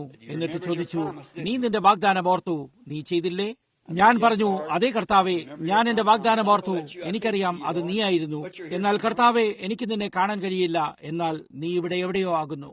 ഞാൻ പറഞ്ഞു, ഞാൻ നിന്നെ കാണുന്നില്ല, എന്നാൽ ഞാൻ നിന്റെ ശബ്ദം കേൾക്കുന്നു. നീ ഇവിടെ ഉണ്ടെന്ന് എനിക്കറിയാം. അവൻ പറഞ്ഞു, നീ നിന്റെ വാഗ്ദാനം പാലിച്ചു. നീ നിന്റെ വാഗ്ദാനം ഓർത്തു. ഞാൻ എന്റെയും ഓർക്കും. ഞാൻ ഒരിക്കലും നിന്നെ ഉപേക്ഷിക്കുകയോ നിന്നെ തള്ളിക്കളയുകയോ ചെയ്യുകയില്ല. എനിക്ക് അതുപോലെ അതിനുശേഷം എനിക്ക് അനുഭവപ്പെട്ടിട്ടില്ല. ഞാൻ മലയിൽ നിന്ന് താഴെ ഇറങ്ങി വന്നു. ഉച്ചയ്ക്ക് ശേഷം മുതൽ ദർശനങ്ങൾക്ക് ശേഷം ദർശനങ്ങൾ സംഭവിച്ചുകൊണ്ടിരുന്നു. ഞാൻ താഴേക്ക് വരികയായിരുന്നു. അതിനുശേഷം മുതൽ എല്ലാ കാര്യങ്ങളും വ്യത്യസ്തമായി കാണപ്പെടാൻ തുടങ്ങി. ഒരു ഭാരം നീങ്ങിപ്പോയി. ശുശ്രൂഷ ആദ്യമായി എന്റെ അടുക്കൽ എത്തുമ്പോൾ അത് വ്യക്തികളുടെ കൈകളെടുത്ത് സ്പർശിക്കുന്നതിൽ കൂടെയായിരുന്നു. അതെന്തായിരുന്നു എന്നാൽ അത് അവയിലുണ്ടായിരുന്ന ഒരു ജീവനായിരുന്നു. അതെങ്ങനെ പോയിരുന്നു എന്ന് നമുക്കറിയാം. ഒരു രാത്രിയിൽ കാലിഫോർണിയയിൽ ഞാൻ മാലിക്കിയുടെ കുടുംബത്തോടൊപ്പം ഇരിക്കുകയായിരുന്നു. സഹോദരൻ മൂർ കൂടാതെ സഹോദരൻ ബ്രൌണും മാലിക്കി കുടുംബത്തെ ഓർക്കുന്നുണ്ടാകും. അവിടെയുണ്ടായിരുന്ന ആ മഹിളയ്ക്ക് പ്രസവത്തിന് ശേഷം കാലിൽ ഞരമ്പ് വീക്കം തുടങ്ങാൻ പോകുകയായിരുന്നു. അങ്ങനെ ഞാൻ അവളുടെ കൈ നീട്ടിയെടുത്തിട്ട് ഞാൻ പറഞ്ഞു, ഇത് അവിടെയാകുന്നു, നിങ്ങൾ അതിന്റെ സ്പന്ദനം കാണുന്നു, നോക്കൂ. എന്നിട്ട് ഞാൻ പറഞ്ഞു, നിങ്ങൾക്ക് കാലിൽ ഞരമ്പ് വീക്കം തുടങ്ങാൻ പോകുകയാകുന്നു. ഞാൻ പറഞ്ഞു, ഇതിനോടകം നിങ്ങളിൽ പ്രവർത്തിക്കാൻ തുടങ്ങി കഴിഞ്ഞിരിക്കുന്നു. അവൾക്കത് സംഭവിക്കുകയും മിക്കവാറും അവളുടെ ജീവൻ നഷ്ടപ്പെട്ടതുപോലെയായിരുന്നു. സഹോദരൻ മാലിക് എന്നോട് ചോദിച്ചു, സഹോദരൻ ബ്രഹ്നാം, നിങ്ങൾ അതെങ്ങനെയാണ് ചെയ്തത്? ഞാൻ പറഞ്ഞു, എനിക്കറിയില്ല, അതെങ്ങനെയാണെന്ന് എനിക്ക് പറയാൻ കഴിയില്ല, ഇത് ദൈവമാകുന്നു. അങ്ങനെ ഞാൻ എന്റെ കൈ ഇതുപോലെ നീട്ടിപ്പിടിച്ചു. ഞാൻ പറഞ്ഞു, ഇതാ ഇവിടെ എന്റെ ഭാര്യ, അവളിൽ യാതൊരു കുഴപ്പവുമില്ലെന്ന് എനിക്കറിയാം. പ്രിയെ, നിന്റെ കൈകൾ എന്റെ കൈമേൽ വെക്കുക. അങ്ങനെ അവൾ ചെയ്തു. അവിടെ ഒരു മുഴ സ്പന്ദനം ചെയ്തു. അത് സ്ത്രീകളെ സംബന്ധിച്ചിടത്തായിരുന്നു. ഞാൻ പറഞ്ഞു, സ്നേഹപ്രിയെ, നിനക്കൊരു മുഴ, പ്രിയെ, നിന്റെ സ്ത്രീ സംബന്ധമായ ഗ്രന്ഥികളിലുണ്ട്. അവൾ പറഞ്ഞു, എനിക്ക് യാതൊരു പ്രഭാവവും അനുഭവപ്പെടുന്നില്ല. ഞാൻ പറഞ്ഞു, പ്രിയെ, ഇവിടെ ഇതാ അതിന്റെ കയ്യിലുണ്ടായിരുന്നു. നിന്റെ കൈ മേലേക്ക് ഉയർത്തുക. അവൾ കൈ മുകളിലേക്ക് ഉയർത്തി. എന്നിട്ട് വീണ്ടും തിരികെ എന്റെ കൈകളുടെ മേൽ വെച്ചു. ഇത് കണ്ടോ? ശരി. ഞങ്ങൾ പോയപ്പോൾ തിരികെ വീട്ടിലേക്ക് വരുമ്പോൾ ഞങ്ങൾക്ക് വളരെ നല്ലൊരു ഡോക്ടർ സുഹൃത്തുണ്ടായിരുന്നു. ഞാൻ അവനോടൊപ്പം സ്കൂളിൽ പോയിരുന്നു. ഞാൻ അവളെ ഒരു പരിശോധനയ്ക്കായി കൊണ്ടുപോയി. പറഞ്ഞു, ബില്ലി, അവൾക്ക് യാതൊരു കുഴപ്പവുമില്ല. പറഞ്ഞു, അവൾക്ക് കുഴപ്പമൊന്നുമില്ല, അവിടെ യാതൊരു മുഴയുമില്ല. ഞാൻ പറഞ്ഞു, സാം, നിങ്ങളുടെ വാക്കിനെ സംശയിക്കാൻ ഞാൻ ആഗ്രഹിക്കുന്നില്ല. നോക്കൂ, കാരണം നിങ്ങൾ അവളെ പരിശോധിച്ചു നോക്കിയിരിക്കുന്നു. പക്ഷേ അവിടെ മുഴയുണ്ട്. എല്ലാവരും 3-4 വർഷത്തിൽ കൂടുതൽ ഞാൻ എന്റെ ശാരീരിക പരിശോധന എടുക്കാൻ പോകുമ്പോൾ, അത് ഞാൻ വിദേശത്തേക്ക് പോകുമ്പോഴാകുന്നു, അവളും എന്നോടൊപ്പം ഒരു ശാരീരിക പരിശോധനയ്ക്കായി പോയിരുന്നു. അങ്ങനെ അത് ചെയ്തിരുന്നപ്പോഴും ഒരിക്കലും അത് കണ്ടിരുന്നില്ല. ഏകദേശം 2 വർഷങ്ങൾക്ക് മുമ്പ് ഞാനൊരു ദിവസം വരുമ്പോൾ, ഇപ്പോൾ ഞാൻ എല്ലാ സത്യവും പറഞ്ഞിരിക്കണം. നോക്കൂ, നിങ്ങൾ യാതൊരു കാര്യവും ഒഴിവാക്കി പോകാൻ താല്പര്യപ്പെടുന്നില്ല. നിങ്ങൾ എല്ലാ സത്യവും പറഞ്ഞിരിക്കണം. കൂടാതെ എന്റെ ഭാര്യയോടുള്ള എന്റെ സ്നേഹം ഞാൻ നിങ്ങളോട് പ്രകടിപ്പിച്ചിരിക്കുന്നു. എന്നിരിക്കലും നമുക്ക് ആ വക കാര്യങ്ങൾ ശ്രദ്ധിക്കേണ്ടത് ആവശ്യമാകുന്നു. ഞാൻ നിങ്ങളോട് പറയുന്നത് സത്യമാകുന്നു. എന്റെ സാക്ഷിയായി ഇപ്പോൾ ഇവിടെ തന്നെ സന്നിഹിതനായിരിക്കുന്ന സ്വർഗീയ പിതാവിന് ഇത് സത്യമാണെന്നറിയാം. ഓ, വീട്ടിൽ ഇത് എപ്രകാരമാകുന്നു, ഇത് മാത്രവും അതും അങ്ങനെ എല്ലാമാകുന്നു. ഈ സമയത്ത് ആ പാവത്തിന് ജീവന്റെ മാറ്റത്തിലൂടെ കടന്നു പോകേണ്ടിയിരുന്നു. അത് ആർത്തവ സമയമാകുന്നു. അങ്ങനെ കഴിഞ്ഞ 2 വർഷങ്ങളായി, ഏകദേശം 2 വർഷങ്ങൾക്ക് മുമ്പ് ഞങ്ങൾക്കൊരു ശാരീരിക പരിശോധന നടത്തിയപ്പോൾ ഡോക്ടർ ഇടത്തെ അണ്ഡാശയത്തിൽ ഒരു മുഴ കണ്ടെത്തുകയുണ്ടായി. അതൊരു അണ്ടിപ്പരിപ്പിന്റെ വലിപ്പത്തിലേക്ക് വളർന്നിരുന്നു. അദ്ദേഹം പറഞ്ഞു, സഹോദരൻ ബ്രനഹാം, ഞാനത് വീണ്ടും ഒരു വട്ടം കൂടി പരിശോധിക്കട്ടെ. എന്നിട്ട് പറഞ്ഞു, ഏകദേശം 3 മാസം കൂടി അത് വളരാൻ പോകുകയാണെങ്കിൽ അതിന് പുറത്തു വരേണ്ടി വരും. ശരി, പിന്നെ എന്നാൽ അതിന് തൊട്ട് മുമ്പ് എനിക്ക് നിങ്ങളോട് ചില കാര്യങ്ങൾ പറയാനുണ്ട്. ഞാനത് മറന്നുപോയിരുന്നു. ഒരു ദിവസം ഞാൻ അകത്തേക്ക് വരികയായിരുന്നു, വീട്ടിൽ നിന്നും വരികയായിരുന്നു. ഞാൻ എന്തോ ചെയ്യാൻ വേണ്ടി അകത്തേക്ക് വരികയും ഞാൻ തിരികെ പുറത്തേക്ക് പോവുകയും ചെയ്തു. ഞാൻ പറഞ്ഞു, അവൾ ചോദിച്ചു, ബിൽ, എന്നോടൊപ്പം നിങ്ങൾക്ക് താഴെ പട്ടണത്തിലേക്ക് പോകാൻ കഴിയുമോ? അതിന് ഞാൻ പറഞ്ഞു, ഇപ്പോൾ അത് പറ്റില്ല പ്രിയേ. എന്നിട്ട് അവൾ ചോദിച്ചു, നാം ബെക്കിയെക്കുറിച്ച് ആ പ്രത്യേക കാര്യത്തിൽ എന്താണ് ചെയ്യാൻ പോകുന്നത്? ഞാൻ പറഞ്ഞു, ശരി പ്രിയെ, എന്ത് ചെയ്യണമെന്ന് എനിക്കറിയില്ല. അവിടെ വെച്ച് എന്തോ കടന്നു വരികയും അവൾ സ്വയം അത്രമാത്രം പരിഭ്രാന്തയായിട്ട് അവൾക്ക് സ്വയം അവളെ തന്നെ കഷ്ടിച്ച് നിയന്ത്രിക്കാൻ കഴിഞ്ഞുള്ളൂ. രാത്രി മുഴുവൻ ജനങ്ങൾ വീട്ടിലുണ്ടായിരുന്നു. കഴിഞ്ഞ രാത്രിക്ക് മുമ്പായിരുന്നതുപോലെ രാവിലെ 1 മണിക്ക് പോലും ജനങ്ങൾ അകത്തും വീടിന് ചുറ്റും ജനലയ്ക്ക് ചുറ്റുമായി എല്ലായിടത്തും ഉണ്ടായിരുന്നു. അതിനാൽ അവൾ വാസ്തവമായും പരിഭ്രാന്തിയായിട്ട് അവൾ എന്തോ എന്നോട് പറയുകയും ശുണ്ടിയായിട്ട് അവൾ അതങ്ങനെ പറഞ്ഞുകൂടായിരുന്നു. നോക്കൂ, അവൾ പറഞ്ഞു, എങ്കിൽ ബിൽ, നീ എല്ലായ്പ്പോഴും പുറത്തു പോയിരിക്കുകയും അപ്പോഴെല്ലാം ഈ കുഞ്ഞുങ്ങളെ എനിക്ക് സ്വയം പരിപാലിക്കേണ്ടിയിരിക്കുന്നു. അവൾ പറഞ്ഞു, നീ ഒരിക്കലും ഇവിടെ ഉണ്ടാകാറില്ല. നമുക്ക് നമ്മുടെ തീരുമാനങ്ങൾ ഒരുമിച്ചെടുക്കാൻ കഴിയുന്നില്ല. ഒന്നുകിൽ നിങ്ങൾ പുറത്തായിരിക്കും, അല്ലെങ്കിൽ പോയി കഴിഞ്ഞിരിക്കും. എന്നിട്ട് അവൾ കരയാൻ തുടങ്ങുകയും വാതിലടച്ചുകൊണ്ട് അകത്തേക്ക് പോവുകയും ചെയ്തു. അപ്പോൾ തന്നെ ഞാൻ പറഞ്ഞു, ഓ പാവം അവൾ. ഞാൻ പറഞ്ഞു, ഞാനത് ചെയ്യേണ്ടതായിരുന്നു. എന്നിട്ട് ഞാൻ പുറത്തേക്ക് പോകാൻ തുടങ്ങി. അപ്പോൾ അത് എന്നോട് പറഞ്ഞു, 2 ദിനവൃത്താന്തം 22 വായിക്കുക. അത് മറിയം മോശയെ ഒരു കൂശ്യ സ്ത്രീയെ വിവാഹം കഴിച്ചതിന് ശാസിച്ച സമയത്തായിരുന്നു. ഇത് ചെയ്യുന്നതിനേക്കാൾ അവളുടെ അപ്പൻ അവളുടെ മുഖത്ത് തുപ്പിയെങ്കിൽ നന്നായിരുന്നു. ഞാൻ തിരികെ അകത്തേക്ക് കടന്നു ചെന്നിട്ട്, സ്നേഹപ്രിയെ, നീ പറഞ്ഞ കാര്യം തെറ്റായിരുന്നു. അവൾ കരയുകയായിരുന്നു. ഞാൻ പറഞ്ഞു, നീ തെറ്റായ കാര്യം പറഞ്ഞിരിക്കുന്നു പ്രിയെ. അതിനുവേണ്ടി ദൈവം നിന്നെ അതിന്റെ പ്രതിഫലം കൊടുക്കുന്നതിന് ഇടയാക്കാൻ പോവുകയാണ്. നീ അത് ചെയ്യാൻ പാടില്ലായിരുന്നു. ഞാൻ ആകെ സ്വയം കണ്ണുനീരിലായിരിക്കുന്നു. നീ അതങ്ങനെ പറയാൻ പാടില്ലായിരുന്നു. അപ്പോൾ അവൾ പറഞ്ഞു, ശരി ബെൽ, ഞാനും അത്രമാത്രം കണ്ണുനീരിലായിരിക്കുന്നു. ഞാൻ ഉടനെ പിന്നിലേക്ക് നടന്ന് തിരികെ പോയി. കാരണം അവൾ അത് സ്വീകരിക്കുന്നതിനുള്ള യാതൊരു മാനസികാവസ്ഥയിലും അല്ലായിരുന്നു എന്ന് എനിക്കറിയാമായിരുന്നു. അതിനാൽ ഞാൻ തിരികെ പുറത്തേക്ക് പോവുകയും ചെയ്തു. അടുത്ത പരിശോധനയിൽ അതിനുശേഷം ഏകദേശം 1 മാസത്തിന് ശേഷം മുഴ കാണപ്പെടുകയുണ്ടായി. കഴിഞ്ഞ വർഷം ഇവിടെ അത് വീണ്ടും വരുന്നു. അവൾ വീണ്ടും അത് ശ്രമിച്ചപ്പോൾ ഇപ്പോൾ അതൊരു ഓറഞ്ചിന്റെ വലുപ്പം വരെ ആയിരുന്നു. ഡോക്ടർ പറഞ്ഞു, അവളെ ഇനിയും കൂടുതൽ താമസിപ്പിക്കരുത്. നിങ്ങൾ ശസ്ത്രക്രിയ നടത്തിയിരിക്കണം. അത് അതിവേഗം വളരുന്ന മുഴയാകുന്നു. അത് മാരകമാകുന്നു. അത് എല്ലായിടത്തേക്കുമായി പടർന്നിട്ട് അത് അരികിലേക്ക് ഒട്ടിപ്പിടിക്കുകയാണെങ്കിൽ നിങ്ങൾ എന്താണ് ചെയ്യാൻ പോകുന്നത്? ഞാൻ പറഞ്ഞു, ഡോക്ടർ, ഞങ്ങൾക്ക് ദൈവത്തിൽ വിശ്വാസമുണ്ട്. ഞാൻ ഒരിക്കലും അത് സഭയോട് പറഞ്ഞില്ല, അല്ലെങ്കിൽ യാതൊന്നും. ഞാനത് അങ്ങനെ തന്നെ പോകുന്നതിന് വിട്ടു. ഞങ്ങൾ പ്രാർത്ഥിക്കാൻ തുടങ്ങി. ഞാൻ പറഞ്ഞു, ദൈവമായ കർത്താവേ, ദയവായി ഞങ്ങളെ സഹായിക്കൂ. നീ ഞങ്ങളെ സഹായിക്കണമേ എന്ന് ഞാൻ പ്രാർത്ഥിക്കുന്നു. അതുപോലെ തുടർന്ന് ഈ മുഴ വീണ്ടും വളർന്നുകൊണ്ടിരുന്നു. അതിനുശേഷം ഞങ്ങൾ ട്യൂസോണിലേക്ക് പോകാൻ തുടങ്ങിയപ്പോൾ ഇവിടെയുള്ള ഞങ്ങളുടെ കുടുംബ ഡോക്ടർ അദ്ദേഹത്തിന് അവിടെയുള്ള ഒരു ഡോക്ടർ സുഹൃത്തിന് ഇതിനെക്കുറിച്ച് ഒരു സന്ദേശം അയച്ചിരുന്നു. പറഞ്ഞു, കഴിയുമെങ്കിൽ നിങ്ങൾ ശ്രീമതി ബ്രനഹാമിന്റെ ഈ മുഴ ഉടനെ തന്നെ എടുത്തു മാറ്റിയിരിക്കണം. എന്നിട്ട് പറഞ്ഞു, നിങ്ങൾ അങ്ങനെ ചെയ്യുന്നില്ലെങ്കിൽ അത് മാരകമായി തീരാൻ പോവുകയാണ്. അദ്ദേഹത്തോട് അറിയിച്ചുകൊണ്ട് പറഞ്ഞു, ആ മുഴ ഇതിനകം തന്നെ വളർന്നു കഴിഞ്ഞിരിക്കുന്നു. 1 വർഷത്തിനുള്ളിൽ ഒരു അണ്ടിപ്പരിപ്പിന്റെ വലുപ്പത്തിൽ നിന്നും ഏകദേശം ഒരു മുന്തിരിപ്പഴത്തിന്റെ വലുപ്പം വരെയായിട്ട് അത് വളരെ വലുതായി കഴിഞ്ഞിരിക്കുന്നു. അവിടെ അതുണ്ടായിരുന്നു. അത് അവളുടെ ഒരു വശത്തേക്ക് ഇതുപോലെ പുറത്തേക്ക് തള്ളി നിന്നിരുന്നു. കൂടാതെ കഴിഞ്ഞ ദിവസം അവൾ അത് മാറ്റിവെച്ചുകൊണ്ട് പോയിരുന്നു. ഞാൻ പറഞ്ഞു, ശ്രമിക്കുക. ഞങ്ങൾ പ്രാർത്ഥിച്ചു, ഞങ്ങൾ കരഞ്ഞു, ഞങ്ങൾ യാചിച്ചു, എല്ലാം ചെയ്തു. യാതൊന്നും നടന്നില്ല. അതിനുശേഷം അവൾ പോവുകയായിരുന്നു. അവസാനം പോകേണ്ടി വന്നു. നമുക്ക് നോക്കാം. അത് ഇന്നലെയായിരുന്നു. അതെ, ഇന്നലെ അവൾ ഡോക്ടറുടെ അടുക്കലേക്ക് അവസാനം പോയിരുന്നു. ഞാൻ പറഞ്ഞു, ശരി, ഞാനിത് ചെയ്യുന്നത് വെറുക്കുന്നു. പക്ഷെങ്കിൽ ഞങ്ങൾക്കത് നൽകേണ്ടി വരും. എന്നിട്ട് പിന്നെ, പ്രിയെ, നിനക്കത് അത് നൽകേണ്ടി വരും, അത് നിനക്കെടുത്ത് മാറ്റേണ്ടി വരും. കാരണം അത് വളരെ വലുതായി തീർന്നുകൊണ്ടിരിക്കുകയും നമ്മുടെ വിശ്വാസം അതിന് പര്യാപ്തമാകുന്നില്ല. അതുകൊണ്ട് ഒരു ദിവസം മുമ്പ്, ഇന്നലെ ഞാൻ പോകുന്നതിന് മുമ്പ് അറിഞ്ഞിരുന്നു. അവൾ പറഞ്ഞു, അന്ന് രാത്രിയിൽ സഹോദരൻ ജാക്കിന്റെ യോഗം തീരുന്നതുവരെ എന്നെ വിളിക്കരുത്. അതിനുശേഷം യോഗം എങ്ങനെയായിരുന്നുവെന്നും കൂടാതെ ശ്രീവപ്പോട്ടിൽ അവർ എങ്ങനെയിരിക്കുന്നുവെന്നും എന്നോട് പറയുക. അതിനെ തുടർന്ന് പറഞ്ഞു, ഡോക്ടർ പറഞ്ഞത് എന്താണെന്ന് ഞാൻ പറഞ്ഞു തരാം. ഞാൻ പറഞ്ഞു, ശരി പ്രിയേ. എന്നിട്ട് ഞാൻ തങ്ങി നിന്നു. ഇന്നലെ മിനിഞ്ഞാന്ന് ഞാൻ അവിടെ നിന്നും വിട്ടുപോകാൻ തുടങ്ങിയപ്പോൾ വീട്ടിൽ ഞാൻ അകത്തേക്ക് പോയി. ഞങ്ങൾ പുറത്തു പോകുമ്പോഴെല്ലാം കുട്ടികളെല്ലാവരും കൂടാതെ ഞങ്ങൾ എല്ലാവരും കൂടി ഒത്തുചേർന്ന് മുറിയിൽ മുട്ടുകുത്തി പ്രാർത്ഥിക്കാറുണ്ട്. അപ്പോൾ ഞങ്ങൾ കർത്താവിനോട് ഞാൻ വിദേശത്തേക്ക് പോകുമ്പോൾ, കർത്താവായ യേശുവേ, എന്റെ കുടുംബത്തെ കാത്തുപരിക്കണമേ എന്ന് ഞാൻ പറയും. അവർ എനിക്ക് വേണ്ടി പ്രാർത്ഥിക്കുന്നു. അതായത് ദൈവം എന്നെ സഹായിക്കട്ടെ, അതിനാൽ നമുക്ക് വീണ്ടും കണ്ടുമുട്ടാൻ കഴിയും. അപ്പോൾ കുട്ടികളെല്ലാം കൂടി കരയാൻ തുടങ്ങിയും അതുപോലുള്ള കാര്യങ്ങളുമായിട്ട് നിങ്ങൾക്കറിയാം. കാരണം അതെങ്ങനെയാണെന്ന് നിങ്ങൾ അറിയുന്നു. രാഷ്ട്രപതി കെന്നഡിയെ വെടിവെച്ച് കൊന്നതിനെ കുറിച്ച് ഒന്ന് സംസാരിക്കാമോ? ഒരു ഇൻഫ്രാറെഡ് സ്കോപ്പ് ഉപയോഗിച്ച് വെടിവെക്കപ്പെടുന്നതിൽ നിന്നും പലതവണ എന്നെ കാവൽ ചെയ്ത് സംരക്ഷിക്കേണ്ടതായി വന്നിട്ടുണ്ട്. അതും രാത്രികാലങ്ങളിൽ 300 അല്ലെങ്കിൽ 400 അടി ദൂരെ നിന്നും ആയിരുന്നു. അവർക്ക് ഉന്നമിക്കുന്ന സാമഗ്രിയിൽ കൂടെ പകൽ സമയത്ത് കാണാൻ കഴിയുന്നത് പോലെ തന്നെ രാത്രിയിലും കാണാൻ കഴിയും. ഞാൻ കത്തോലിക്ക രാജ്യങ്ങളിലായിരിക്കുകയും അവിടെ തീവ്രവാദികളും അതുപോലെയുള്ള എല്ലാ കാര്യങ്ങളുമായിട്ട് അവിടെ മെക്സിക്കോയിൽ അവർ തിരിച്ചയക്കുകയും അവിടെ വെച്ച് അറിയിപ്പ് നൽകുകയും ടെലഗ്രാം സന്ദേശങ്ങളിൽ കൂടി എല്ലാ കാര്യങ്ങളും എഴുതി, ഇന്ന് രാത്രിയിൽ ഞങ്ങൾ നിങ്ങളെ പിടിച്ചിരിക്കും എന്നിങ്ങനെയുള്ള കാര്യങ്ങളെല്ലാമായിട്ട് അവർ അകത്തേക്കും പുറത്തേക്കും പോയി എന്നെ അന്വേഷിച്ചുകൊണ്ടിരുന്നു. ഒരുപക്ഷെ എനിക്കത് എപ്പോഴെങ്കിലും ലഭിക്കും. അത് വളരെ ശരിയാണ്. എന്നാൽ അതുപോലുള്ള സമയം വരുമ്പോൾ എന്നെ പരിപാലിക്കുന്ന എന്തോ ഒന്ന് എനിക്കുണ്ട്. നോക്കൂ. അങ്ങനെ അതിനുശേഷം ഞാൻ വീണ്ടും പോകാൻ തുടങ്ങിയപ്പോൾ ഞാൻ തന്നെ സ്വയം കഴിഞ്ഞ ദിവസം ഞാൻ മുട്ടുകുത്തി. മിനിഞ്ഞാന്ന് ഞാൻ മുറിയിൽ മുട്ടുകുത്തി. ഞാൻ ചുറ്റുപാട് നോക്കി. ഞാൻ 2 ദിവസമായിട്ട് അവിടെ ഉണ്ടായിരുന്നു. ഏകാന്തതയായിട്ട് വീട്ടിൽ ആരും ഉണ്ടായിരുന്നില്ല. ഞാൻ പറഞ്ഞു, സ്വർഗീയ പിതാവേ, ഞാൻ പ്രാർത്ഥിക്കുന്നു. അതായത് നീ ഇപ്പോൾ കരുണയുള്ളവനായിട്ട് എന്നെ സഹായിക്കണമേ. നിന്റെ രാജ്യത്തെ സഹായിക്കാൻ എനിക്ക് കഴിയുന്നതെല്ലാം ചെയ്യാൻ ഞാൻ ശ്രീവപ്പോട്ടിലേക്ക് പോകുന്നു. ഞാൻ പറഞ്ഞു, ഞാനും എന്റെ ഭാര്യയും എത്രയോ തവണ ഇവിടെ ഈ മുറിയിൽ ഇപ്രകാരം മുട്ടുകുത്തിയിരിക്കുന്നു. ഞങ്ങൾ പ്രാർത്ഥിക്കുന്നു. ഇന്ന് ഞാൻ അവൾക്ക് വേണ്ടി അത്രമാത്രം ഏകാന്തനായിരിക്കുന്നു. എന്നിട്ട് ഞാൻ പറഞ്ഞു, നാളെ അവൾ അകത്തേക്ക് പോകുന്നു. ഒരുപക്ഷെ എനിക്ക് എന്റെ യോഗങ്ങൾ പൂർത്തിയാക്കാൻ കഴിഞ്ഞെന്ന് വരികയില്ല.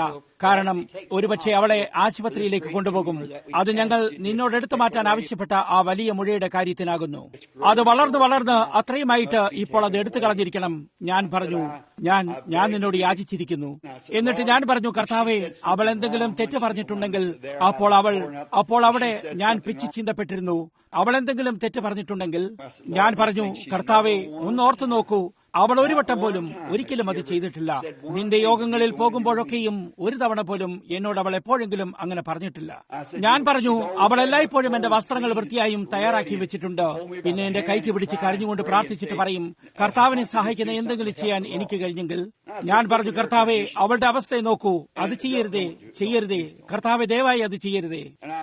ഞാൻ പറഞ്ഞു, ദൈവമേ, അവളെ സഹായിക്കണമേ, നീ അവളോട് കരുണ കാണിക്കണമേ എന്ന് ഞാൻ പ്രാർത്ഥിക്കുന്നു.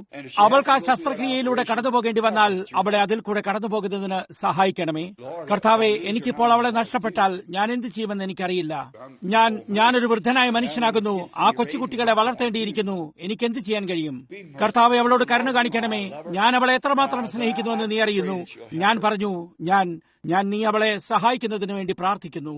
അങ്ങനെ ഞാൻ പ്രാർത്ഥിച്ചുകൊണ്ടിരിക്കുമ്പോൾ എന്തോ എന്നോട് പറയുന്നത് ഞാൻ കേട്ടു, നിന്റെ കാലിൽ എഴുന്നേറ്റ് നിൽക്കുക. ഞാൻ പ്രാർത്ഥിച്ചുകൊണ്ട് മുമ്പോട്ട് തുടർന്നു. കാരണം ഞാൻ വിചാരിച്ചു, ഒരുപക്ഷെ ഞാൻ അങ്ങനെ സങ്കല്പിച്ചതായിരിക്കാം. അങ്ങനെ ഞാൻ തുടർന്ന് പ്രാർത്ഥിക്കുമ്പോൾ എന്തോ പറഞ്ഞു, നിന്റെ കാലിൽ എഴുന്നേറ്റ് നിൽക്കുക. ഞാൻ പ്രാർത്ഥന നിർത്തി മുകളിലേക്ക് നോക്കി. ക്രിസ്തുവിന്റെ ചിത്രം അതൊരെണ്ണം. സാൽമാന്റെ ചിത്രത്തെ ഞാൻ ഒരിക്കലും കാര്യമായി ശ്രദ്ധിച്ചിരുന്നില്ല. എനിക്ക് ഹോഫ്മാന്റെ ചിത്രം ഇഷ്ടമായിരുന്നു. 33-ാമത്തെ വയസ്സിലെ ക്രിസ്തുവിന്റെ മുഖം നിങ്ങൾക്കറിയാം.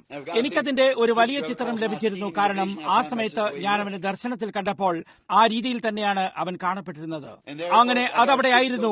ഞാനത് അവിടെ തൂക്കിയിട്ടിരുന്നു. അതിനാൽ ഞാൻ പ്രാർത്ഥിക്കുമ്പോൾ ഈ ചിത്രത്തിൽ നിന്നും അവൻ നേരെ എന്നെ തന്നെ നോക്കുന്ന തരത്തിലായിരുന്നു.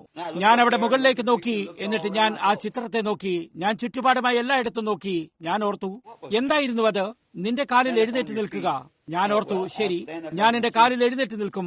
അങ്ങനെ ഞാൻ എന്റെ കാലിൽ എഴുന്നേറ്റ് നിന്നു. അന്ന് രാത്രിയിൽ കുന്നിൻ മുകളിൽ വെച്ച് സംസാരിച്ച അതേ ശബ്ദം, എല്ലായ്പ്പോഴും വരുന്ന അതേ ശബ്ദമായിരുന്നു. ഞാൻ ചോദിച്ചു, ദൈവമായ കർത്താവേ, അത് നീ തന്നെയാണോ നിന്റെ ദാസനോട് സംസാരിച്ചത്?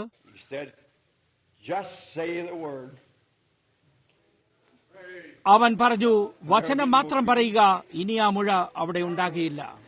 ഞാൻ അവിടെ തന്നെ അല്പം നിന്നു. അത് എന്നെ തന്നെ നേരെയാക്കാനായിരുന്നു. നിങ്ങളിൽ പലർക്കും അറിയാം ഇവിടെ, കൂടാതെ കൂടാരത്തിലെ ജനങ്ങൾക്കും അതെന്തായിരുന്നുവെന്നറിയാം. അത് അവൾക്കുണ്ടായിരുന്നു. ഞാൻ പറഞ്ഞു, അതിനുശേഷം ഞാൻ പറഞ്ഞു, കർത്താവായ യേശു ക്രിസ്തുവിന്റെ നാമത്തിൽ ആ മുഴ അവളെ വിട്ടുമാറട്ടെ. അതവളെ വളരെ മോശമായി ശല്യപ്പെടുത്തിയിരുന്നു. 3 അല്ലെങ്കിൽ 4 ദിവസങ്ങളായി അതുമായിട്ട് അവൾ കിടപ്പിലായിരുന്നു. ഞാൻ പറഞ്ഞു, അവർക്ക് ഒരിക്കലും അതിന്റെ ഒരു അംശം പോലും കണ്ടെത്താൻ കഴിയില്ല. കാരണം എന്റെ ദൈവമായ കർത്താവ് അവൻ സൃഷ്ടാവാകുന്നു. അവന് കാറ്റിനെയും കൊടുങ്കാറ്റിനെയും തടയാനും സമുദ്രത്തെ ശാസിക്കാനും അതിനെ ശാന്തമാക്കി കൊണ്ടുവരാനും കഴിയും. അവൻ ആകാശത്തിന്റെയും ഭൂമിയുടെയും സൃഷ്ടാവാകുന്നു. ഞാൻ അവനെ സ്നേഹിക്കുകയും അവനെ വിശ്വസിക്കുകയും ചെയ്യുന്നു. കൂടാതെ ഈ വക കാര്യങ്ങൾ സംഭവിക്കേണ്ട സമയം ഇപ്പോൾ അടുത്തു വന്നിരിക്കുന്നു എന്ന് ഞാൻ വിശ്വസിക്കുന്നു. കൂടാതെ നിനക്ക് ഒരു അണ്ണാനെ സൃഷ്ടിച്ച് അതിനെ അസ്തിത്വത്തിലാക്കാൻ കഴിയുകയും നിന്റെ ഒരു ശത്രുവിനെ എടുത്ത് അസ്തിത്വത്തിൽ നിന്ന് പുറത്താക്കാനും കഴിയും. ഞാൻ പറഞ്ഞു, പിശാച് കൊടുങ്കാറ്റിൽ അവനെ തന്നെ ചുറ്റിയപ്പോൾ കാറ്റ് ദൈവത്തിന്റെ സൃഷ്ടിയാകുന്നു, വെള്ളം ദൈവത്തിന്റെ സൃഷ്ടിയാകുന്നു. എന്നാൽ പിശാച് അതിൽ കടന്നുകൂടി.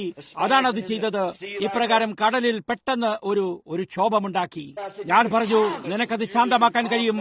അത് ശാന്തമാക്കാൻ കഴിയുന്ന നിനക്ക് എന്റെ ഭാര്യയിൽ നിന്ന് ആ മുഴ എടുത്തു കളയാനും കഴിയും. അതിപ്പോൾ തന്നെ ചെയ്തു കഴിഞ്ഞിരിക്കുന്നു എന്ന് ഞാൻ പറയുന്നു.